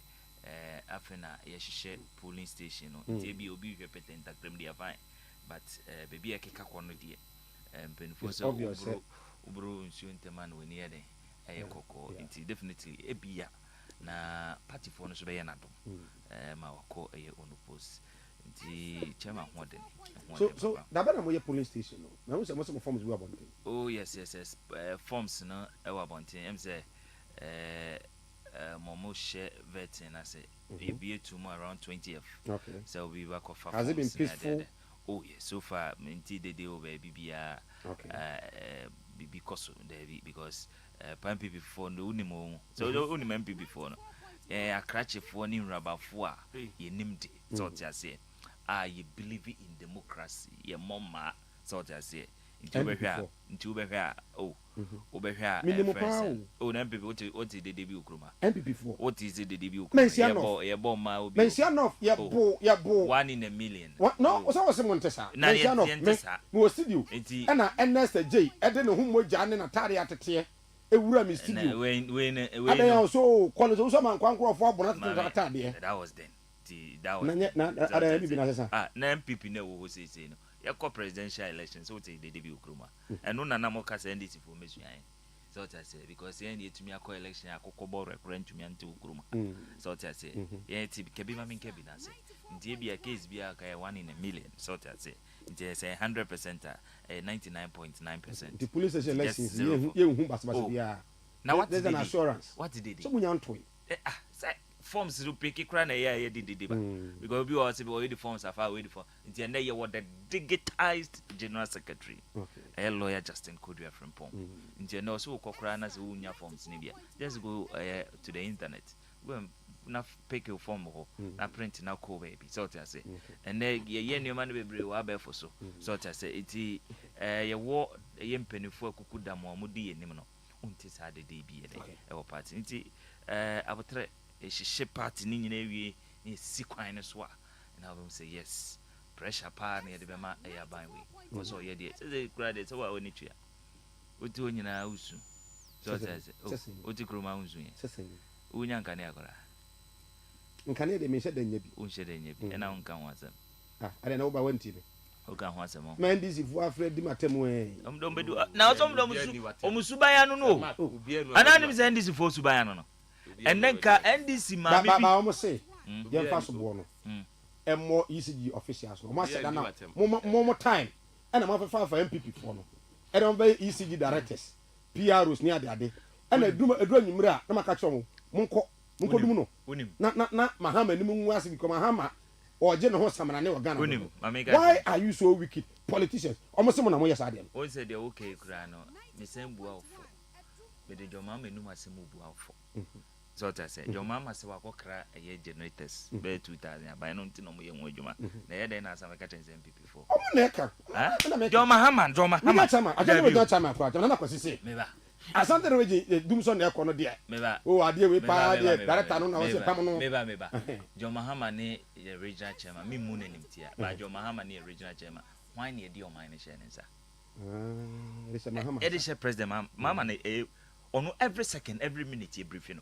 So I say, into your no say transformer be na oh say directors. I then ye pen somebody akwa to so. Because MPP for a day directors be first mo catch and say nwo and a day dum so aba. So kai 2025. Me no know anything if you can want them. Almost or work that transformers ne somebody that wires no so and e koso ye dum so ukuru ma say. It dey na e koso ukuru ha. and then no other catcher said directors ECG PR oye juma wo ECG na me no me no kra na me sure say ye juma wo aye because PR no oye juma the why say broni kakra na so betimi so asesa so what I say adwen sesa betimi asena fuma na why ye juma under Mahama Mills Mahama why ye juma under aye na nado danko akufado wasan ye juma wo it's all the successive government why ye juma wo it's here then academic say adwen sesa and I said we be for Jan na mo pata de asafari Jan it can yen kan okre say de ekoso na nye say enye mo na mo hihase na obi a me wo position me dem ko ye de achihase enye mo party the incompetence of the government and they talkative and ordinary minister and there be me be have a catcher will say ye ko 2024 elections onkrofo bomodi ko hia onkrofo bi na from Generators Association say baby omo ko hia omo catcher say mu de say mu nim ye mo fam sika meboan ye win election na ye nim de betumi omo win election na 2025 dey na course omo dum kan na left right center be pem ne there na ye kazma ga say ye ni evidence the NDC ko say omo mo ton Generators okrum ha me say kaja no sponsor mo bedum light na ma me say omo no omo business yi phobia me minimo o tin say mo ka okrum eno na na ekosi omo ba 2025 to date minim a single day twemu a NDC phone dum light da itianei won wasema na nado danka akufado kai o say under my watch dum so ma but dum so de munya na ma president mama and today is happening you got to abama the alternative no Joma man and the dum so and the boys see bebre na ntumi nkofie bebre and then kra anajodu anajombesu sa o so and the cost of omusu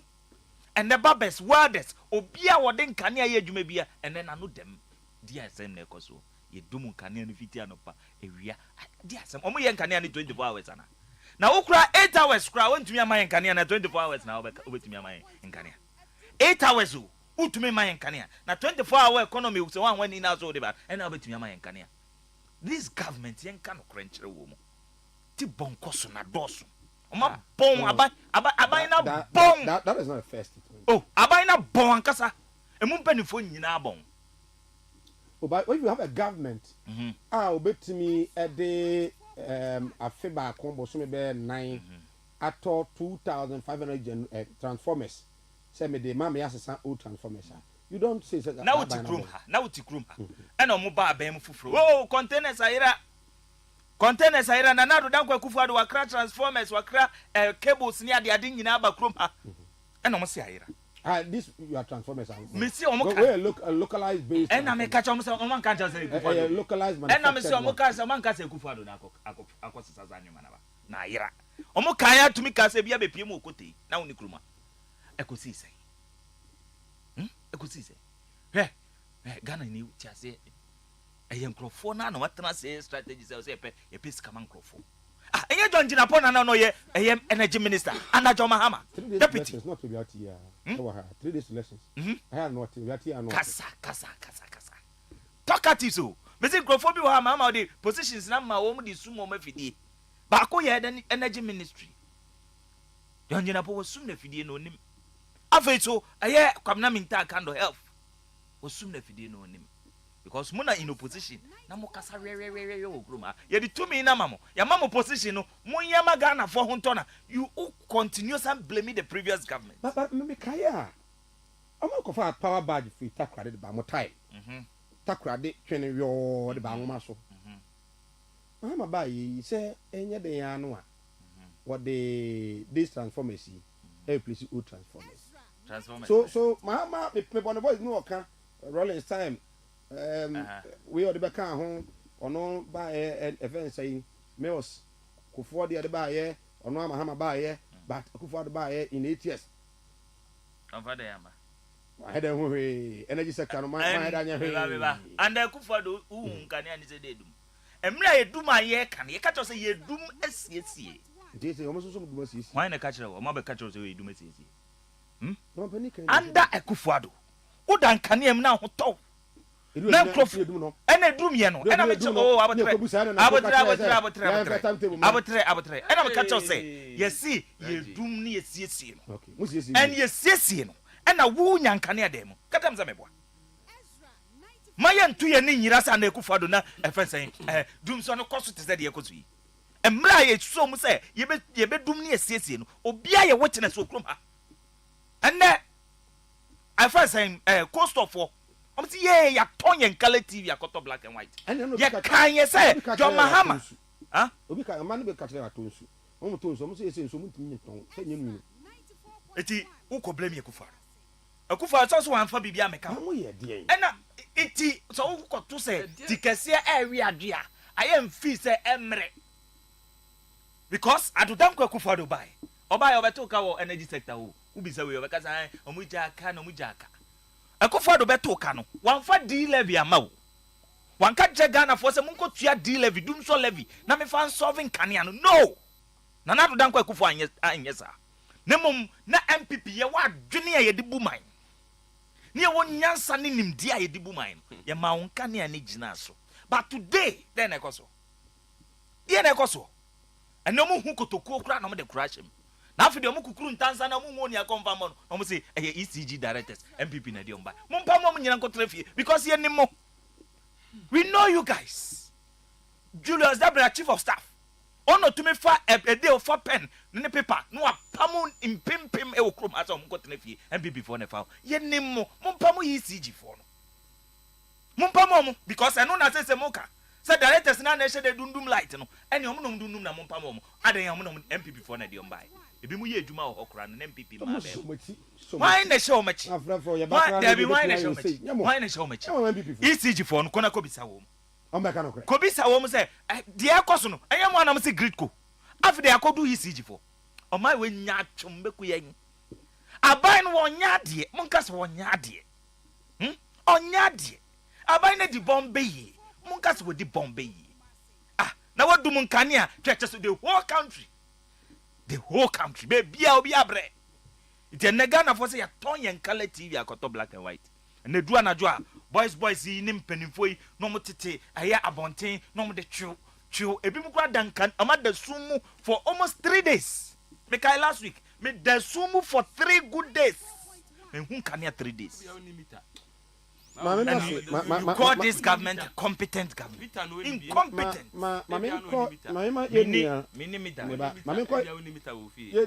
edum bewa no muade and this for no muade saka se anam ko kasa and this for muade and the Pentecost for ye ti o mo chairman atem this issue of the statement o make yi nimita chese dum kan ya na me ka so mo ba ban mu a am say e ya na bibi be so o say won na da sumu 3 days na nti obi a wotie me anɔpa dum bawu a obi a wotie me anɔpa yi obi a wada sumu 3 days o ka no o say baby wo ha edum no o de ma me ntia na me ntia yeti foni na boy boy na me ntia na me ntia yeti foni na abusua woyɛ NDC regional communication team member woyɛ aid edema adwoso MCE woyɛ board member edema lands commission woyɛ NDC ni mapa o say obi ani wa wada sumu 3 days Sir John Sir Mike di wada sumu 3 days no limita Sir Mike ma me ntia na me ntia wati foni bi na ye fanchi akasi free o wadi ngina ye de Augustus na 200 na kwesi office na hotel fama wati foni na yen sret yu ahene ne asi ahene fo no ye executive constituency executives ni me say e de abeto aba yu be kam bi so be free say ebre no so a Augustus na 200 na kwesi office hotel yenya ne moa na yensan fa ne mra biem sanse papa no obaye no me de no ma miensa pe na mde ya na mehwe ba ko ne se obaye no ye vote a yenya na santimem no ye to abakra wa santimem a yenya dodo ana no na ye 36% sisi obaye no ye hria kudu 35% a ye significant na ye 36% it say na ye bi wa yenya 36 bi wa ne 26 and 36 26 sorry bi wa 26 bi wa 27 bi wa 29 na obaye no de akọ 35 for ye significant pa na afin so so obaye no say achievement akase pa on say na ye MP ship no na ye miensa e wo region nim na na kwasi time yi akoduru enson a no kura no enye sabi ye NDC ne asembi wo ha eja maneka say e ka sen Kenya ma ne nka NDC kura ne ka santimem ke 10 MPs na afei so no ba ya no beto se wonu akuma wonu apanyi na de nyina ne bra panyi ya bempe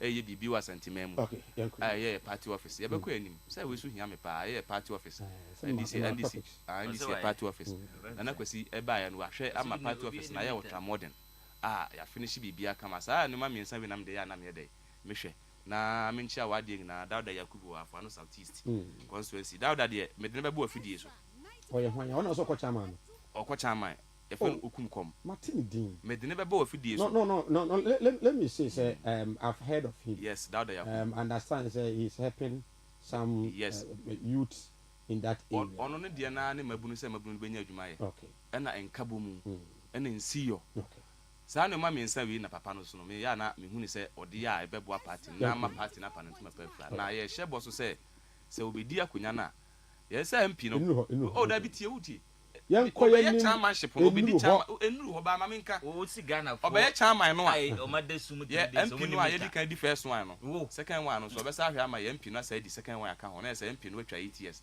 ye nya de se ye be ama ye system na aba form ka na me nua Ghana for edesu asem na me kan na ne se omni meter me di kan yi na naje asem o kan last one na ase woji ma no si bone no wa na wo kan tie me maka bibi ne submission pacho na je wo kasa na mete ha me nua no me nua pa me ngina yete one area ye ngina ade beba ne ahojo boys ne ye hia ba me dey say me bom sesen wojo so no so da so bon sesen wo area wa timi ni mu pa usu ni na masema na me kan ne say na naje me kin submission what na no si no ana o say ono na naji 3 days ni ona light pajote pa na me ka say naji say 3 days ni na wo na light mu dia it means say wo na naji no wo ni meter so ni meter ko ni light kra di gon ka say 3 days ni me nka say Ghana ni da sumu 3 days ya wo wa say wa also be pacho what say me nka say Ghana ni da sumu 3 days sa be sa na me na naji na ka say wa na me ka say na naji say also wo da sumu 3 days dia ni wo ni meter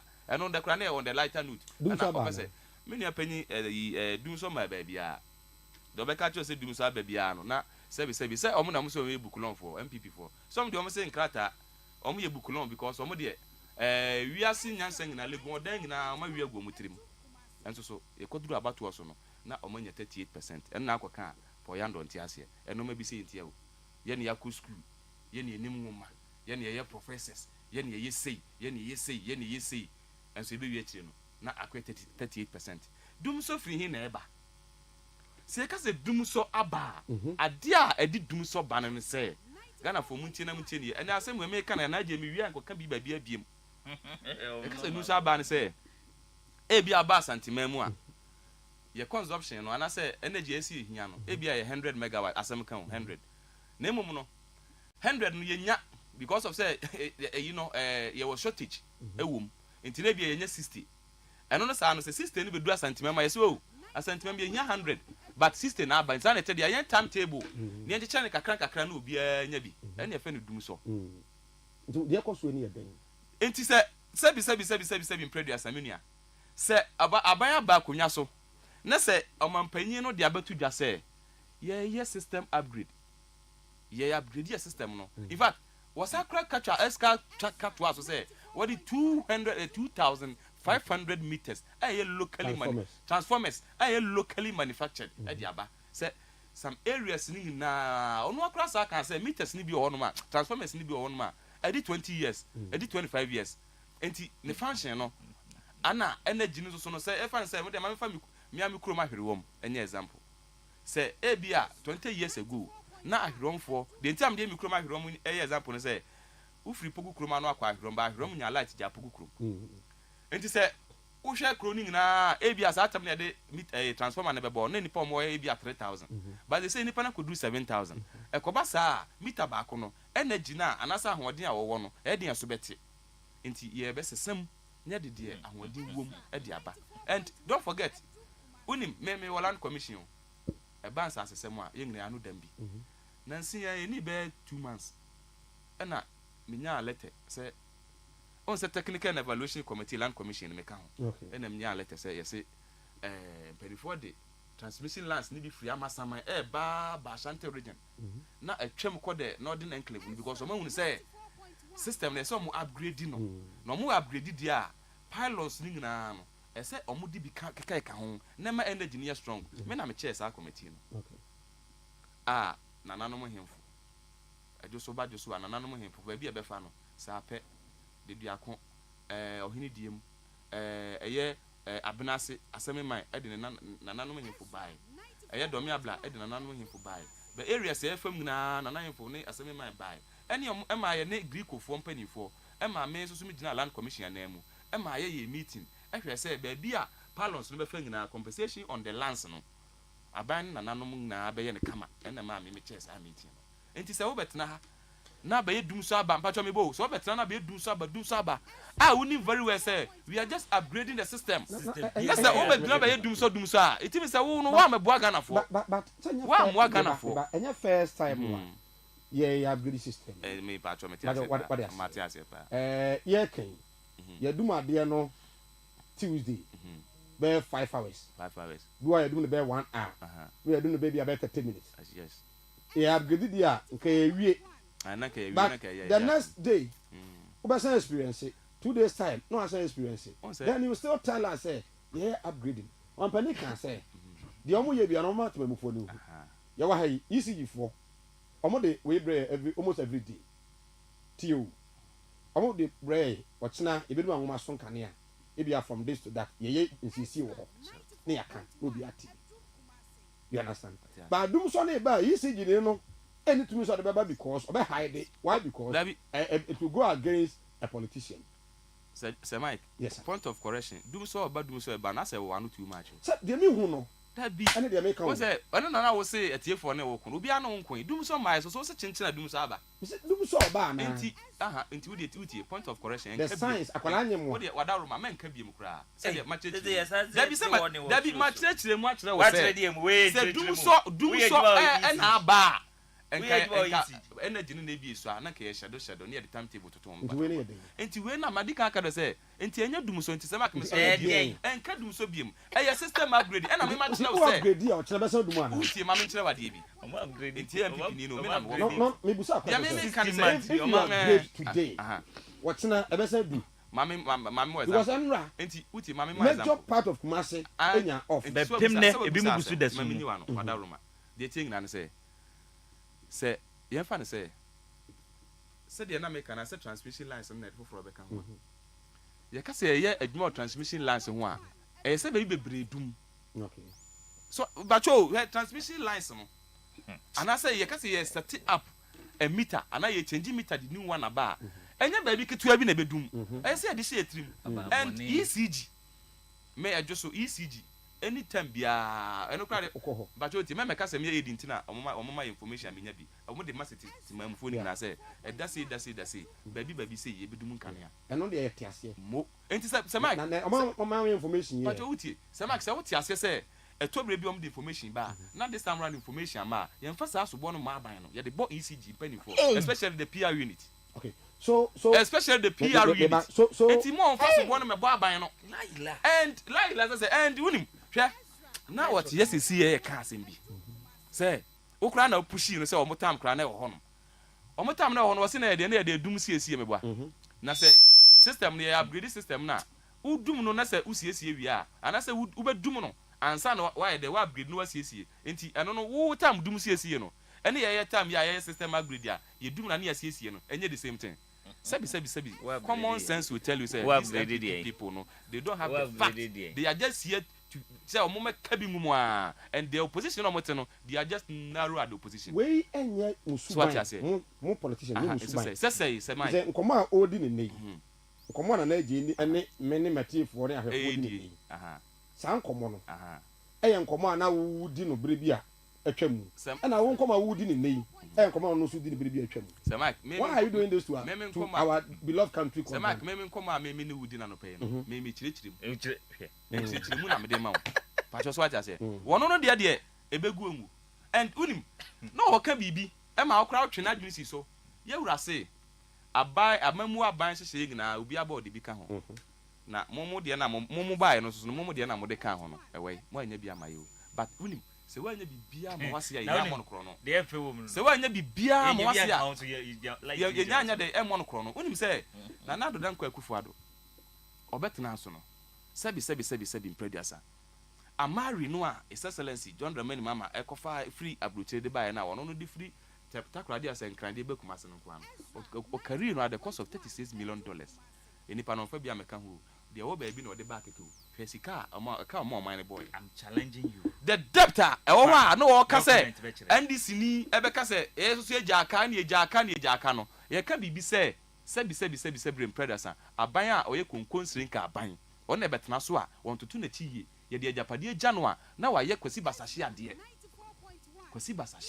ene MPP aban na His Excellency John Dramani Mama ifra kwanya 2016 no dum so no aso wo because na that time na ye ni shortage of your capacity no na timetable ni bia na Maria Banaka power ba that time no na atuabo gas processing plant afibia na ban spend $360 million e ko crack gas fi Nigeria dey be power light no Excellency John Dramani Mama na dey atuabo processing plant na ye dey e bae owie ye wanwie osade bibi de esla energy sector recovery levy esa de beto ho e ma ban ni ntirima se bre bi so na sa nyiramu nkania no e kaba mu a yenkofa sika mfiri sa afoto we se mu ne mfa masiesie nkania asem no na Akufo-Addo bae sabi oyina ni se panyi a waye bibi obedwam na Akufo-Addo kofa esla sika no e ko di ni kwa so adai all in the name of COVID Akufo-Addo kofa sika no but man panyimfo no jeje to no to ho a no masa ebinum man panyimfo ni bia ba be fiti foto no to no ma di to no so what I say Akufo-Addo subanya na odi ti akonya no ye ko bisa o minister say ade na ekoso na ade na ekoso so a hwede na poka ye these people they are just narrow at the opposition but emphasis be no so opposition instead of them to criticize constructively you know hwede ano pe wati a wakeka adu hwede wati ano pe a wakeka wati original chairman ka se dum so no a ekoso na se ebro adwene ntiase so pacho wati ase nti no ade won ka se dum se ekoso no se de su dum kanea no ebro adwene ntiase so nti o le hu no se sabotage bio baby as a whole regional chairman of a party called NDC man penny edi kan ya tell me say problem ni no be kasa asem ya is it not a deliberate attempt a plan we say yen said am pamu ECG penifo mu asante region ni en kutu party membership bacho uti me asma akofa be me de pa o program so because na me pa konya na ma kire mu na ma kan yie amatimamfo na hu Augustus na Andrews na kwesi the trimu po a no asem o kan the trimu po a na taye because he seems to have no evidence. What evidence? Evidence. So any evidence. I'm challenging. I'm throwing a challenge. The facts, no. The facts. Provide their he has no evidence. You can't say that. Maminiano. So busasam. Dear Ting and say, Sabi imprediasa. Sanana kwesi kasa asem na wodika na meta na chi. Your His Excellency as some all kinds of son wodika meta na chi. Na kwesi say. Oba system no asante mamua. Sabi imprediasa. Manfo bi o ECG office one mo a almost sabotage aban. Of course, me adum bawu ametie. Me gi 200% say enkrofo bi hihye mo almost sabotage aban no. Because the entina say won sabotage aban no. Na say nya de wa pese wa nya de wa pese unya ana wa personal motive a PR unity no ade ntro metra ofidie so nchirechire oba ha 2 weeks ago also about 2 weeks ago and na wote ha se dum so aba wa bra dum so mai ade ntina won sa ama me chirechire na duma ne say mpacho otie me wadaro mama me nkasa PR unity education omo na ma education fan kane ho e bia ne problem say ni say ye de parlons free amasama e bakuma se e betwama kwa ha e be esi abese e bia week wem adwuma die say na week wem na ye di areas e be factory wey ye betima dum kane e bia 10 o'clock etuama na bo anwumle 8 e ye mema adwuma e na kwesi adwuma e party ni adwuma enye PR unity adwuma nsa wotu wana uji akatua na untimi nya sa adwuma na ye nyu free ho me kan focus kan shemu asa kan shemu kana se enkrofo bi hyehyɛ ECG honom na ɔmo sabotage aban na me mesrɛ His Excellency John Dramani ma sɛ ɔmfa n'ani nkɔ hɔ na de ɔnyɛ adwuma yɛ bia no yɛmfa no kɔto baabi ne yɛmfa de obetima yɛ adwuma no mra sabi ɔman adwuma yɛ wɔsom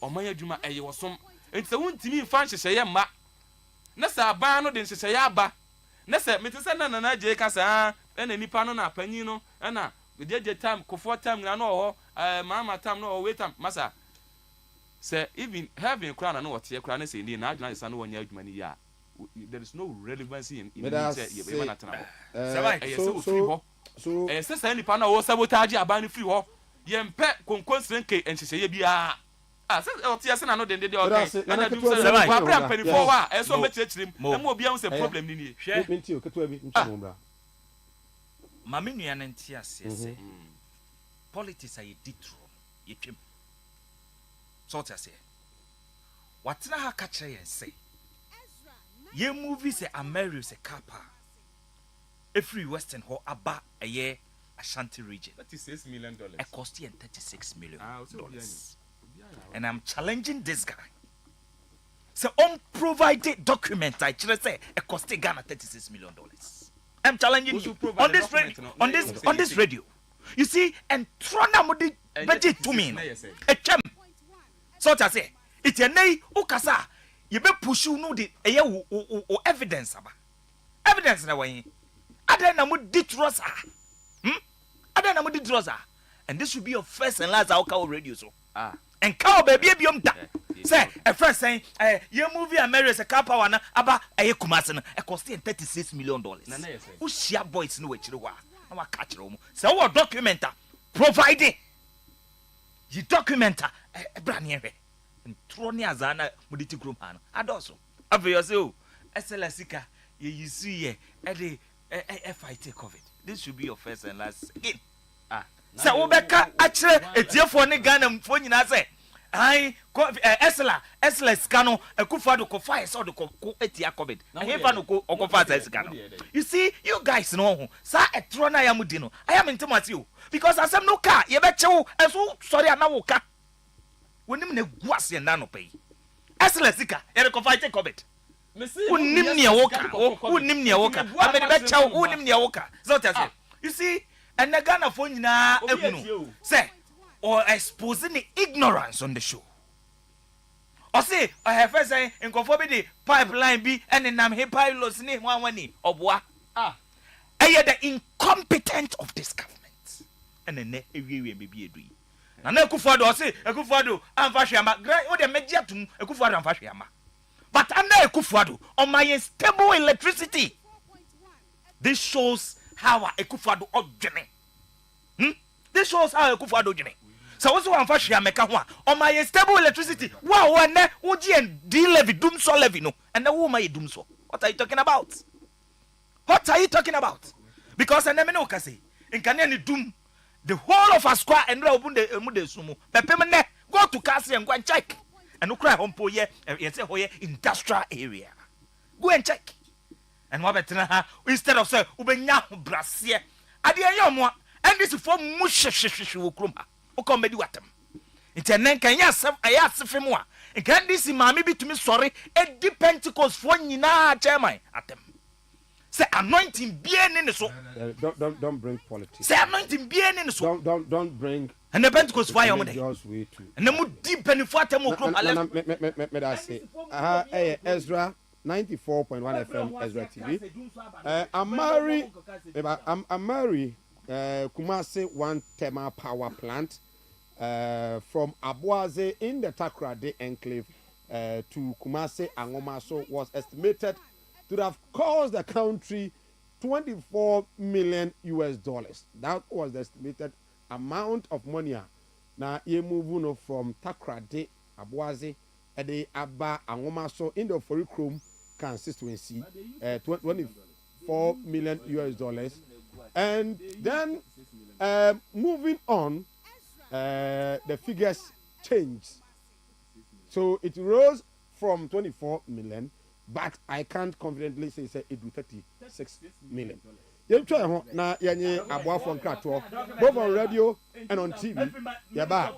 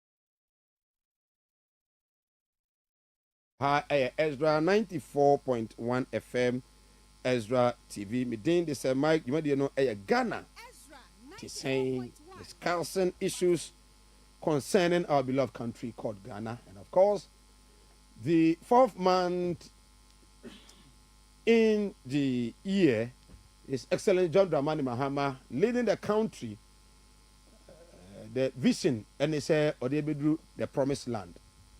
Na agenda no in this the second term the final term to serve Ghana as one penny and they say or reset Ghana, the resetting agenda of this country. The minority in government or in Ghana parliament the NPP for some time now see say one penny agenda to reset this country has been a bit hypocritical. And it has been an intimidating one. Say, yenta time NPP yen try bring NPP down. Yen try na yen sabotage the freedom of speech. And so, if you speak and the government feels say it goes against you, you use the state agency to rise against Mokasa, so as to put fear in Ghana for me. Over a week in the Bono region, and before Ekoye, what they called Yensro Ehunahuna demonstration. Why? Because Baba Mando and Afi, the original chairman, was arrested, and they were charged for insulting or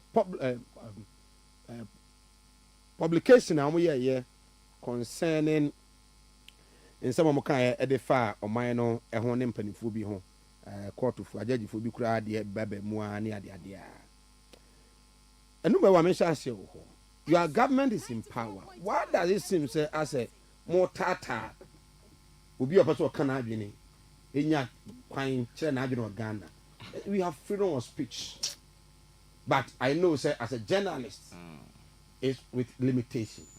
Manun to mean and upon Manuel Trams, I challenge him.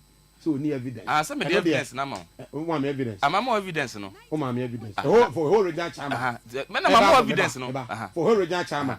Eba Bontiambeka say, Mihuni says sabotage boom, and almost sabotage. Sabotage, no woman, I'm saying to me, make a choice. I mean, who said Doom so bad. You will sit here and tell me, say, I have no right to say, Doom so bad. Whilst I see the Doom so. Do and a match so Doom so, the Doom so bad. I know the idea match so did Doom so bad. Say low shadow no dey do so ba. Say ya. Enti low shadow bia ba na. Low shadow mai. And I mean to make catch us the original chairman also dika because there are people in there they have sabotaging the government. Especially the PR unit. Why are you also especially the PR unit? Why is your party more intimidating? Ukraine in particular. Yes na no joso. A joso for mo ye mo events a ball large amena joso. Mo se sana centrani o. Na je centrani afa camera.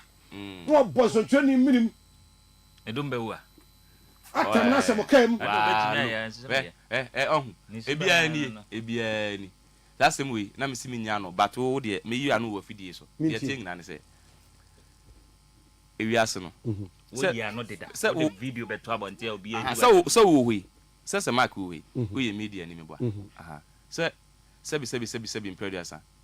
Se de odi kan no. Media de we ya adwuma se we de etene sabi se media mrom la so aha enti se sabi imprediasa se we media ni na se adwuma a obi ye no sabi ompene so ana wonfo aso mpo a se we anya bibia madam fo ase yen se dan fo adwuma enti se we media ni na se ase efi adore dwoso enti no efi na adore wo dwoso no mo media fo na matwa abeto social media sabi ya pra ball anu we 2 minutes to respond to this ya pra ball ani ngina wi ene ya boa no agu ho ye sub containers na bedi oti landfill site ha patcho what ya say nti aba bedi oti landfill site wa no de ye beye ngina ne say ye twen say oti landfill site no containers ni bedu ju so a then na ye de drip machine na lodu e de agu container na ya sa bi ye gu ball ano but me busa o utie me busa Oti landfill site no, is it the first time and I say recently ya na mode bola kugu ana. Na mo baby amode bola ni gu ana e ben jo so. enti na some years ago no na bola no mu ho sei as say the bola no go sei because mo chire bia na dan MC kasai ne nchire mo kire se mo kola am for site ho na mo che ho no so wa enti na ma bola no go ho ebusa se na mo be to bola no go ni eba adwo so previously ni yato ya o se na yato ya ba no yato ya bola no gu eye dwaben okay abanse san no ba ye na mpanifo wo dwaben so mo me fama ho bia majo masase mo me se dwaben no de Linford site kase da ho bia de ko ba to mo se dwoso de mo me fama ho bia nti dwoso fon kwa mo fa nko ho mo me fama ho bia no I want to know dwoso fon kwa na dwaben fo no makwa mo fa mo bola ama ho pe what I know de dwoso de kwa mo me fa ngu ho ba afijase de ko I can't tell enti se ye se free so na se amfa ma wuti ha ye de kwa sokore pacho what I say enti ye se bola na anajo na from 10 o'clock anajo no ye ne ona bu MC na ona bu MC de no ye se na ye nya information say man bi de bola free mu fie e na betoto kwa no fetch enti ono de na wa discuss no no na mu tentententa enti ohu a na wa alert na police wa what is of time to try down enti de kwa ye say yes say ning na wie na yes back on pa 5 o'clock as start na do 10 on pa 5 o'clock na ba back say ye behwe akiri ye ba ye na ma na bi kutekute bola ni bia omo pese omo de beto baabi e wo run about no so e na me yes da bi because bola no ye ba akiri no be de pick up no kra na ye de esisa nti me fa nwa mo fa nko methodist wo no baabi ye de bola guo no space wo mo fa nko na mo kutua ho ka ho nti de mu yan say obi video mankasa minimum no da minimum okay I don't know okay. The following time the same day na the 2-5-10 minutes na MC ba no bisa say he for na sana so mamefo na MC educate wo mo say mama nya sa mo yes like o ma give education until the we say to cut the long short no the we say advance any video MC any mana e kasa na say o say kasa fam say just MC mo ma say na papa o nware ya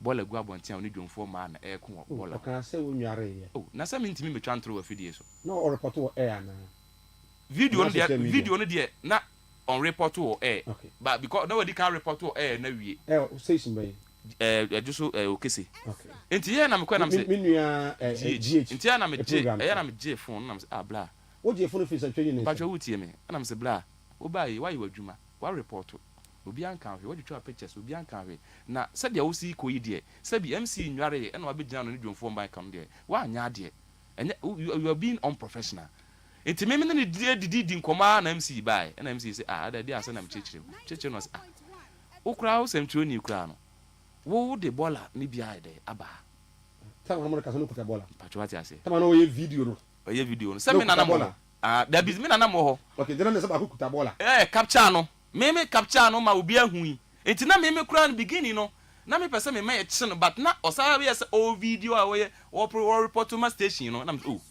o ye media so wo take action na obi enhu adebone a wo ye asema okay emu na ho kama o ye video no kuta bola me say tie me ye pacho me say bola no say nipa na o yes o ba na ono yes say o ye media person na me nim so ye media a che na mu so ye media no na mu say ono no na kuta bola kro o de to ho no later na mu say o ye media enti mi mu so ye media no na say MC ba pacho so capture no mi mu say o ye you have the video here mi mu so ye media na me say no se me ka se me ko kan ho asem se na bola say na say amanfo e de ma asem no bola se no to nchen aka se machi media enti me nkasa on de onye na adwuma pacho what you say TMC ba na obusemu no ene ye chechire mu no say se ne sa ne te dia momu media kro ya na and obi susu kuta bola a odi free a oba wo hu a wo video ye sa picture no po na se nka wo tag e mo obi ahu ne say e ma no di bola free ye na kan wa se da bia so what you say ekuta no ase enti eno na yesen ka wo tag nipa no enye MC na ono na ba na wo di education ni mama no na wo kwatwa no video akokeka sabi ense me hu de that was we I don't know enti de mesra wo yemfa no nkonkon ho no but you collected his phone somebody can aka no ko na wo chene chemo kem which is wrong bacho wo tie me menye police do ye den me pacho tie me mesra menye police say issue ni ba ye no wo me say dum ba wachi obi but ekodu police station no ye hu dia okotwe statement media na me ye me media me ye ngina say honorable MCSO kwame fa ne tra me kan nim me ne boy ni ngina na me sada na chi say na ekotena kan me be a journalist. What violate MC? That's not going to violate the rules. Vanessa Kenu. But you would na abrantie no the entire man no so anye ammo one and say near the country chichi man bia omo de ball and free omo fie na ebeto ho amaye hu. It is a fine say we media ni na say wakuto koko mebo say koko mpo no wato na no pa no wadie and all the ball na to na ya capture you are part of the corporate. Exactly. Don't the money na gukan. But yeah, o say no the money na gukan. E man credit yes start chichi be 11 and ajo ne 10 e omo na kan na call ye. This am the abrantie ne ko na a man ka ho. Pacho wutie me. Say this on record. Tama ne dey abrantie ne ko no. A man on na botre ma me. A man ya cho ma mumu wa no. E tro de tie. Obi o wa ye che 11. Ne de ne ko. Obi o wa 12. Ne de ne ko. Obi o to bola ne gu ho ma. O expect kwa ko be video. So capture o no video. Oh, asa o pese obetie me nko no. Asa o journalist. Na mo ti journalist. Asa kan no. Na e ma no bi no na ma cho ma se MC kan. E ma na no mo de bola na ebeto na me kan na omo de kogu ya Santua statue no na MC mo education no. They were all part of enipa. MC mo education. Omo education say if you na kure ne bola no e mo fa bola no free fie mato mo ho no me send video ni ngina ma omo ya chi omo ngina video ama. Ntia de ntin na mama branch no education na mo chi ne second. Abrantia no should know ti o me ba nya botre. We media. Sabi, we educated before you can become a media. We educated. We dem ba nya botre. Mamwa. So we even so we educated. Intimidation. Amanfo kan ho asem. And a particular or a specific example happened this week. I was just so. Me I mean you dum bawu a. Oh, Upacho wuti me. According to no MC na say on fan Upacho wuti me. Oh, dabi o na ma anya de dia na omo valet team emla na ye do omo police station ngina so omo ngina so ya anya de. Nto je ne phone ye de. Medical chechirem. E bia pesa me san chechirem dia. Me say ma anya ne phone say me tio enipa na ya wrong doing. Why you wrong doing? So I have to let him know say dia okeka kono you are doing your target track kono e ho otro how can you record na we nya it na age ne phone na mbacho wuti say Mike oba just na we cover report wa na so small akwala so me cover report wa unti we sure so akwala no betima be gina ka say MC nwale anopa e na odi no fi ni dwonfo ma gina no kasa kasa same MCE you have every right to seek redress from court of competent seeking redress no say tie wan kasa no say o ti dwoso but onfo ani enko no me bi ho on say of late obia no a video MC sabi kasa bia o asem bia obeka bia obi wa no apeke baby ketua bia nya no apostu no obi wa no apeke baby ketua bia nya no apostu no enti said dia wo kan no kra no na dia wo kan na me tumu nchene a you are media man you have to be professional do anya professional enti ya ma wo megu obi anim ase panyi anim ase enti me ba cho me bo yes wa hijack na chi what's na na chi me say his excellency John Romani mama na clean up exercise so fi fi anajo e be gina ho a media betima de camera kwato no say president what sort of fi am match na wunware ye na wona yi be so pacho wa mama ye wuru ma fuma no ntumi pacho de take na say and before that to say entwe o say asem ne ba na yakoka sisi asem o be jatu say entwe me say asem ba asem panifo frɛ say asem no general manager wa me ho commander on telephone na ho ene church asem obi a church asem sebi imperiasa me adum ba wa me meti hei me gina fidie so nkan chem say me ahyen bia me take ni na right 100%. The same thing so nipa so gitum say won so na ahyen no take ni na won so me gina nka say 100% right patch what I say enti esiesi asem no ena oh say yen na agye phone so atum arrogance of power patch what I say ena me say yen na agye no me po asem you are a brother inti me tibi say ya who say this week nyan kan ho asem me tibi say ya na how but utu okrafo no na utu mo no so dey because sebi producer enye bakofo na onanane abrowa o enye bakofo na onanane sebi me ufu say se nipa no wrong doing no and say ball emne o just da bia yin na kan wasem no na se obi so violate the rules the violate mla no ball mla no na se ye kan wasem na se sebi akowe police station and don't forget say ye do mo quiet to serve as deterrent say who Joshua who say ball da bontin biem o de kan okre say who Joshua who say ball da bontin biem ball na ma pake gu ho no ebi ma biem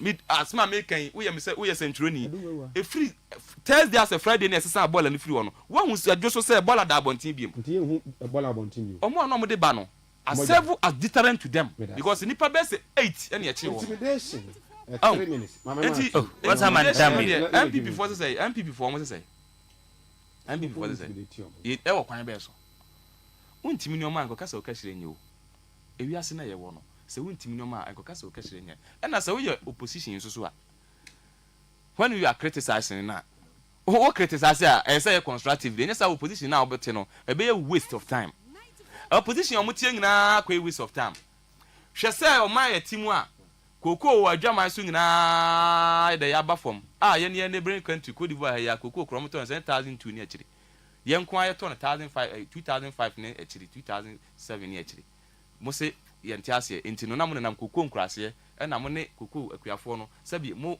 the confusion sa and we are say and koko na say mam say and they say mam say they say intimidation no mo kan ko be si on say e be a fine ana say minia ketalhye ne proye ne ade a aban mu mpanifo no wiewia ska excellency ahwe say yemfo mo kokoko to yagigi say ska ngina ma oman no e no mo fu say intimidation ana say dollar no a na wo soro aye ba ye na aba fom na aye stable no e na eno popo bribri na ebobo omu ntinom say ye intimidate omo ana say enuoma na ko market ana ne bo odin a aba we ba ya tete so a ana say enuoma na aba fom ma obi anya bi to no eno mu no say intimidation ana say minua empuntunyum a aban no ba ya o ya amagana fo nyina ani age aban no ho a sabi express way road ya asema e ba ya yewura kan yi omo ebe ye ho adwuma eye the big push agenda ni nyina ye adwuma ukode sweet assemblies a common fund sika aban dia ba MMDC fo no omo de ye adwuma no e na ya hunuhu na mo ma na yeto ma we mu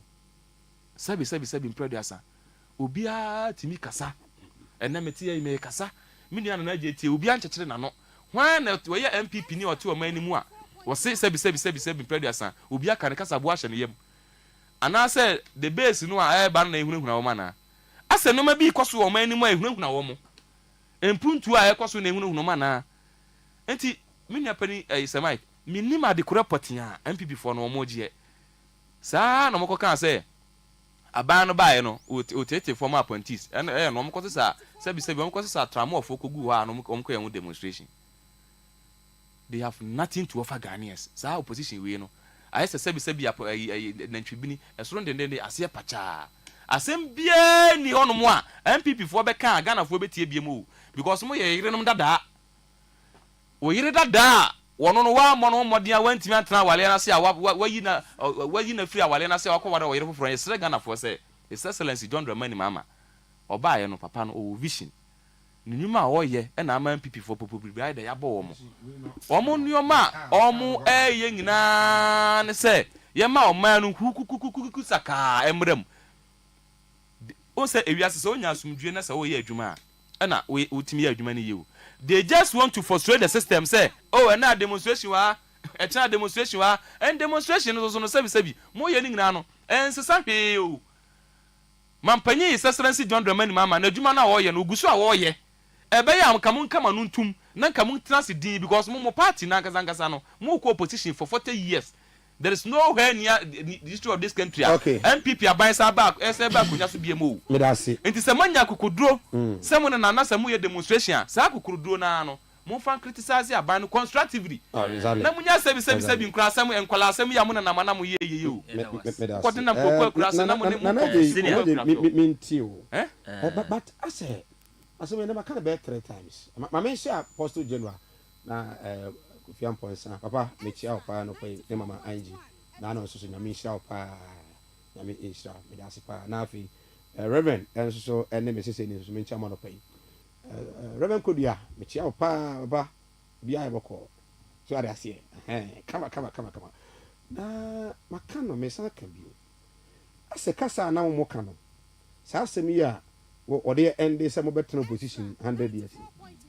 And before can say me ya mutimi studio na catch me masa nyam nkwana mo ye Ghana fu na mo antia na 100 years no 8 years eduma wa so and this for that ase e can the same thing no mo so refi say Ghana for no nyom ya na ye ndisi for but ɔse mon criticize constructively na munya insult no and that attacks no yɛn fa say mumai why ne di atam chen this for why ne di atam chen wo and they say kamu buadia na se musi munni atam a enka Pentecost for nyina sofu pani the chairman for Pentecost mutumi suma munipa ekodi na tem katensa anointing bie ne so adanti na papa na kasa papa omo say papa na kasa fa galamsey ho ti di papa na tem why ne di atem chen this for why ne di atem chen this for just omo ni so ni pa bia wo wiase o ene Ghana hati ya ti o omo ni so ni pa bia o nti na so de yen criticize it constructively na de ne yemo and na ye bia no am say hey wo tell we a typical example and na wo see in some training bia kasa yakochina bro no e de na kosheka mu we a typical example we a typical example omo che no sheka and you see ba omo no the MP for kan nyina no and then say yen yesure hu na monti ati end it for monti ati yen yesure hu na iti he mo pa mo ye be kasa mo se mo be chia ye be ka no machien because and nay maybe our mind ni President Mahama we are beneficiary of free speech and nay wo boys di atam ye suma nkrofo ahemfo wo kom ha ye di wo atam and nay atiesia so force mo bon nkrofo pa mo tia ma no ne mo di nkrofo atam wo visi enim ho mo tua ne kaboso mi bia wo visi enim mo di nkrofo atam okrom ha mo di nya tumi ena mo nya tumi a mo se anemo mo ye ya mo di nya tumi no obi e kasa onu kra de oni watam wo o kasa se ensem a wo ka opposition wo se wo ba wo be ye no ye ma Ghana fo eno ano o se ade ti no ni akona ko criticize o iti masoma se ye nkoche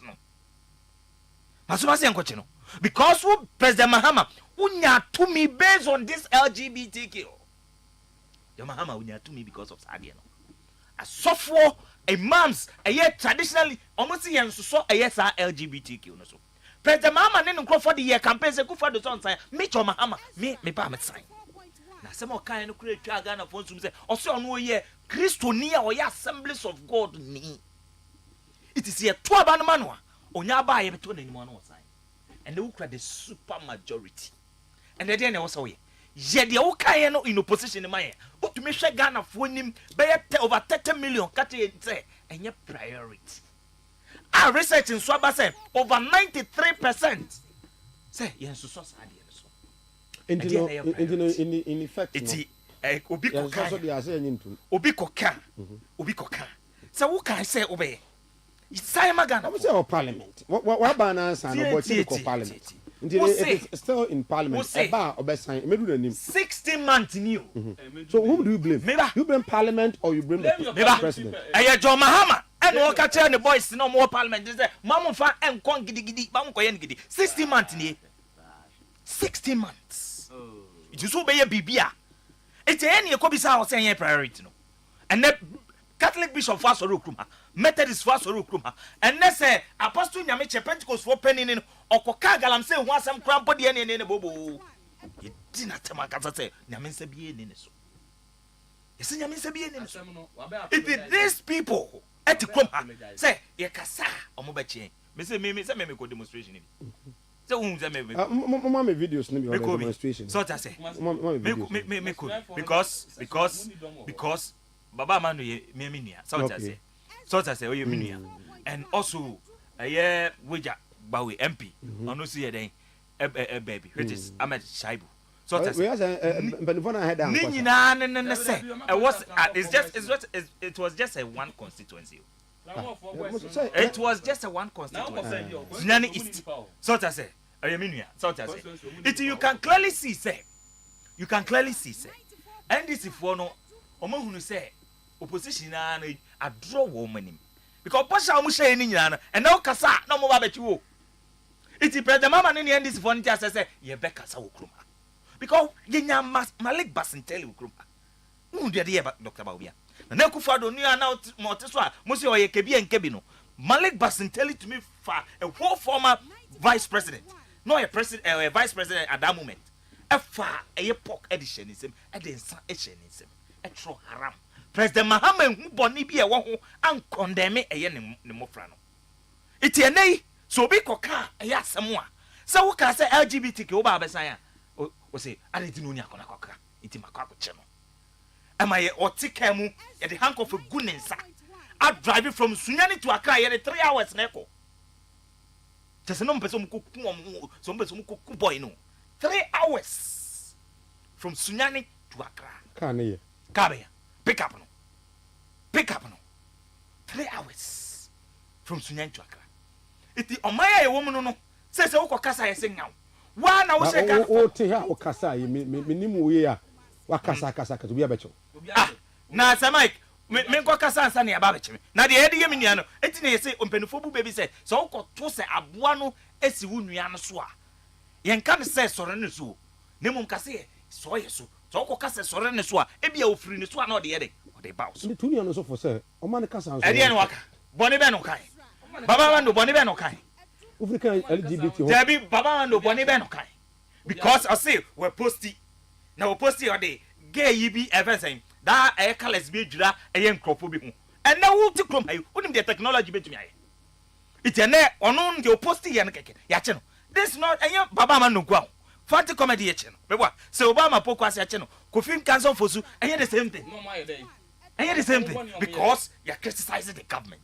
President Mahama and the NDC should understand say mo na na Akufo-Addo ana ne watch no wanka mukasa bwanche but ene mumu meka ye kasa bwa hye ma ene yen so ehunahuna munti asese MPP no yen so ehunahuna wo and munti asese mo kase oh MPP beba I am mitioma oh ba ko bi fra MPP beba 2092 26 mu diagro ene ye to aba ne ene mu be ko fie ne it is unya bi ndi yakopa bi di because ye to aba ne Ghana for be pamomo ene me no kase uko all the cocoa growing areas ye to aba ne they will vote against this NDC government ya to abane nti na mo se o ade ne yakoko akuefom ne yankon ko kan kire wo mu na sa ya mo betena radio so and na ko Ivory Coast kokoko e ton 1000 to mo shia boy tinu etira na mo ne o ma disa nkomo no because mo nim kokoko mu a Ivory Coast mo ni ingredients so ni mu a ye wo kofi dem kokoko ho ene wo ne fense kokoko panankasa ho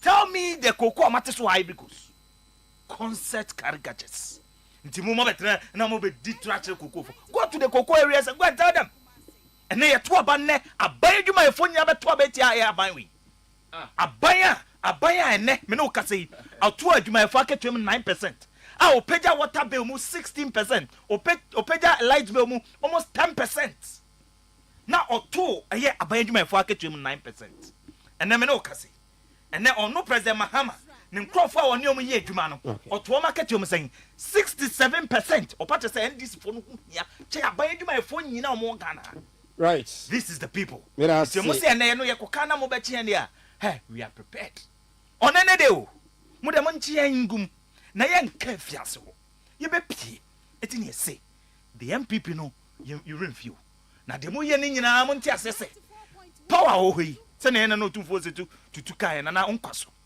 o say edi adane maybe na 16 months ago na MPP na power and na your opposition and na your mama 4 years not 4,000 years your mama 4 years not 400 years today mucha almost getting to almost 2 years muntia say you have few a months and years e wo krom aseye na say 2 minutes sa 2 minutes sa dey be catch am say hwe na obi a mekasa wo krom say MPP for the enim say mu de mumu mpem ho asem ti mu de munya wo mu thank you say 2 minutes sa I Ezra 94.1 FM Ezra TV Egusudi Nkomajubadi no Ghana to say wrapping up 13 minutes to strike the hour 10 a.m. on this wonderful Saturday morning, the 25th day in the month of April 2026.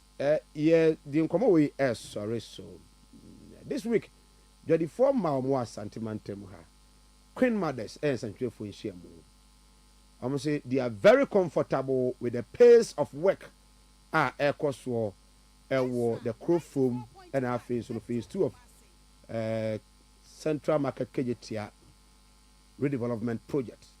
Now, MPP are buying by, mfie nwɔtwe wandimi anya hwee. And of course I agree with them. Say mfie nwɔtwe wanya hwee. The down ho adododo ho a na nam ho saa. Timi tuka akora ko gina ho. Krofo maka no ahwa no atozo no anom no atraka no atu no aba. Obi timi tuka Africa mi. No akogina ho. Ohwe ka krofo market ya o no no a. Wi a no atraka mpawu no asan akọ. Okwa yi anu agina no ahwa market nke wi anka be fe pa o. O meto ama yenti nya ho ne enko. Saa. Na ema ne se manfo be ma ha se ye bo aban ya chi including yen. Sa aban ba ye wono so che. Oya ye hwe ha dodo no. Ye nyai kra, ye nyai kan ba ko kasa no twe nani. Wa hwe ni o se. Sa amana nteno mo de sei. So ko fia sante ne sa ma ko. Ka tro mo nyai kan. Ah berewa wi ma me wi ha. Mo nyai kan kra ma me wi ya. Mo nyai kan kra se aban ba ye nchai. Ye nyai ma no. Sanso na enra mo me sa pictures. Enra so ye ko Atonsu market. Na Atonsu market na ohene ya wo Atonsu market. Na free yen so ka se bosome sini bosome dunsia nie. Nti MC amoka men so ba yen so boro bosome du. Ohene se edwemo kroma ho. Chasa wonim o ma ho kra o ba na otwam ho. Amoka men se so to office kan na to so. Market yen so na market kese pa no a enka meka sa square constituency there ana municipal no ne market am to generate income pa ho pa oyene se nko pe kwa ma na ba kwa na we of market no adwene kra ofra mi si ewu no ni mi yanka mo 5 minutes ne sorry no 4 yes pacho wada roma before answer na meko me submission so no ma me nchia me ward coordinator na Nigeria okay na Nigeria ewo ejoso akyeremade on na ward coordinator na Nigeria me tia no obo no enye na Nigeria wa timi nsa bunku so so ojoso no ajoso no won de oka no kure na Nigeria wa timi nsa bunku nso de se kontompu na oye na aduane na no oka bibi na Nigeria because na meko 1 minute pe bi no oka bibi se LGBTQ no president say enye priority unia se ye pe wo mu a at this stage I drew LGBT ho sensem no ye de ho so bo ma MPs because uti ade en call parliament nye ehun adwuma o man panyi timi esan enye ye but what is that statement say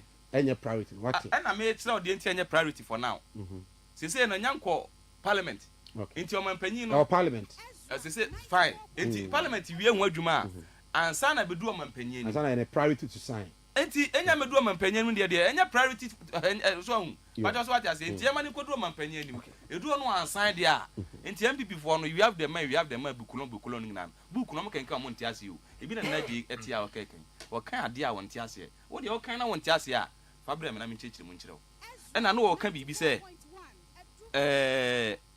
LGBTQ no mampani oh please mampani I na agin say wo de mame fa no kranto utility tariffs asem o kan se o di wie no pa cho wada roma wo se o mampani ba ye no atutum obama percentage wa ba me pese atiefo no ahwefo nyina ati ase se MPP party no say there say kontompo no mde na mo kontompo na brabanko a hwe aha wo se eni bakro o kase nso ye public utility panyi pa na o kase 2022 mi am do ma na wa kan senso me fama na wa kan so na atiefo ni dia the Public Utility and Regulatory Commission PURC has approved 27.15% increase in electricity and 21.55% in water.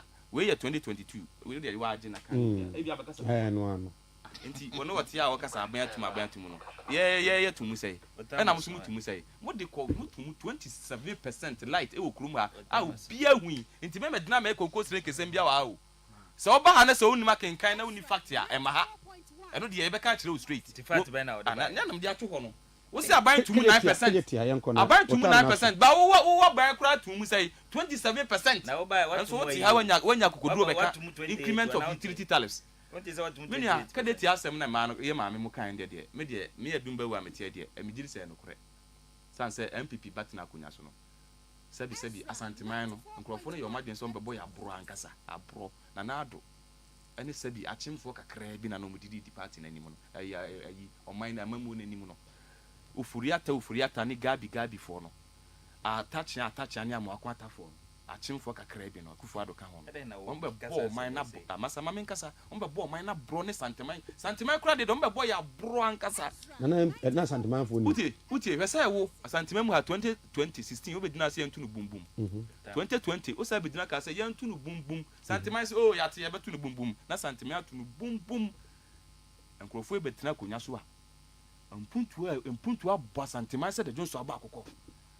sabi yen ka se fa o man sikari na abehwa asante nko a na mu asante chefa no de e se o de ma asante chefa na yesa akufo ado de ma asante no no asa de pi achemfo no so wo betina konya so 2016 yewura mahama o wie central market detia wo e no de central market expansion ka ho enu sika ngina na do betina konya so mfie nwɔhwe wantima nwie central market wo betina konya so no na kofo asi eye Krofro market akufo ado e betina konya so mfie nwɔhwe e ma Krofro market atwenya kwakuo ni afo ene akwaduo ene na edi matrantwe o be kan kroma say o be 5 pacho me o say o be 5 interchanges 5 interchanges anya to batia o enti say ka say ye maame fo no ye kan asem a omunim de omo kan and they know what they are saying enti MPP de Sir Mike abro pa kufu ado ono be bo santiman Sir Mike, let me state this on record.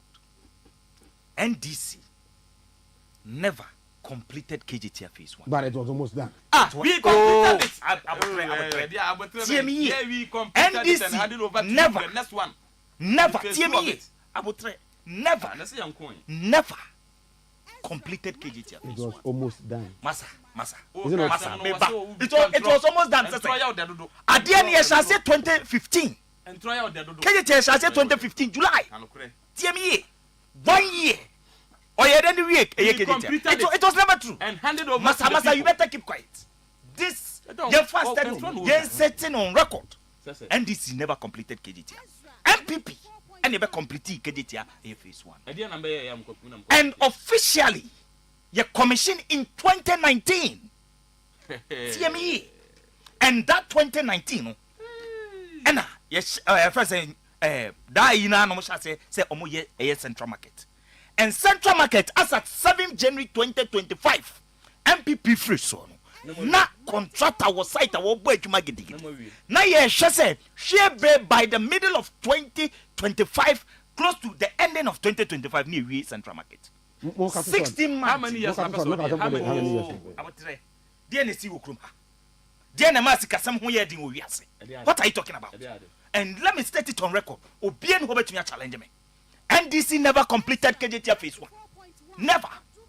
It was officially commissioned in 2019. You can check.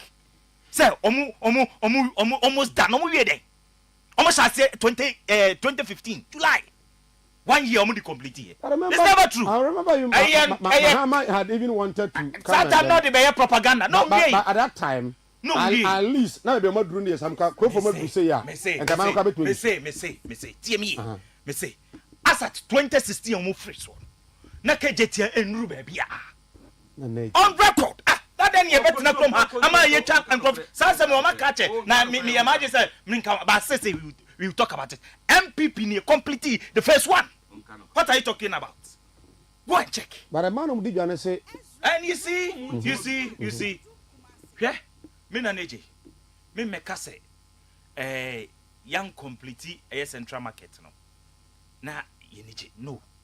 So I say ne mum ne pese kede ye ba o could to me mo be to aso mo ba 16 months ni enya nkrofo so ai my ma wo mo pressure ye hu be pain ye hu be pain ti mo tumi akosesa mo party for no ma di nkomo so I say ba obi an enka wanse but ye kan nan say Senkrofo betra radio so no mo ye ho NMPP ya anya bibia wa santemem we be mini be wa betra ha na mpuntu aba santemem wo ba dia na wo ya santemem dia na wo ye wa santemem dia na wo ye wa santemem mpuntu nyuma wa santemem nyina in terms of roles, in terms of debate MPP 1 and MPP 2 and I'm challenging him say oh interchange wo krom high friend interchange MPP 1 and MPP 2 challenge me and this thing about one interchange or to me a building from scratch or to me complete one. What are you talking about? What are you talking about? mo betina ha me se mo share boys no akire ho a nkura na mo kasa sam na but when it comes to Ashanti development men ko when I'm on radio with you man birthdays na so they say me wa ha me kasa sam ni ko say this time intro na do so life happy birthday enkoma madam Rita sewa ene ewa woda onyame wonhyiraw na onko so anya okase owura na owura yere ejemensa ema happy birthday afi Augustine Japan also is it Augustina was be Augustina Japan ene East Augustina also so wa woda from Mr. Augustine Atta ukunu ema Mrs.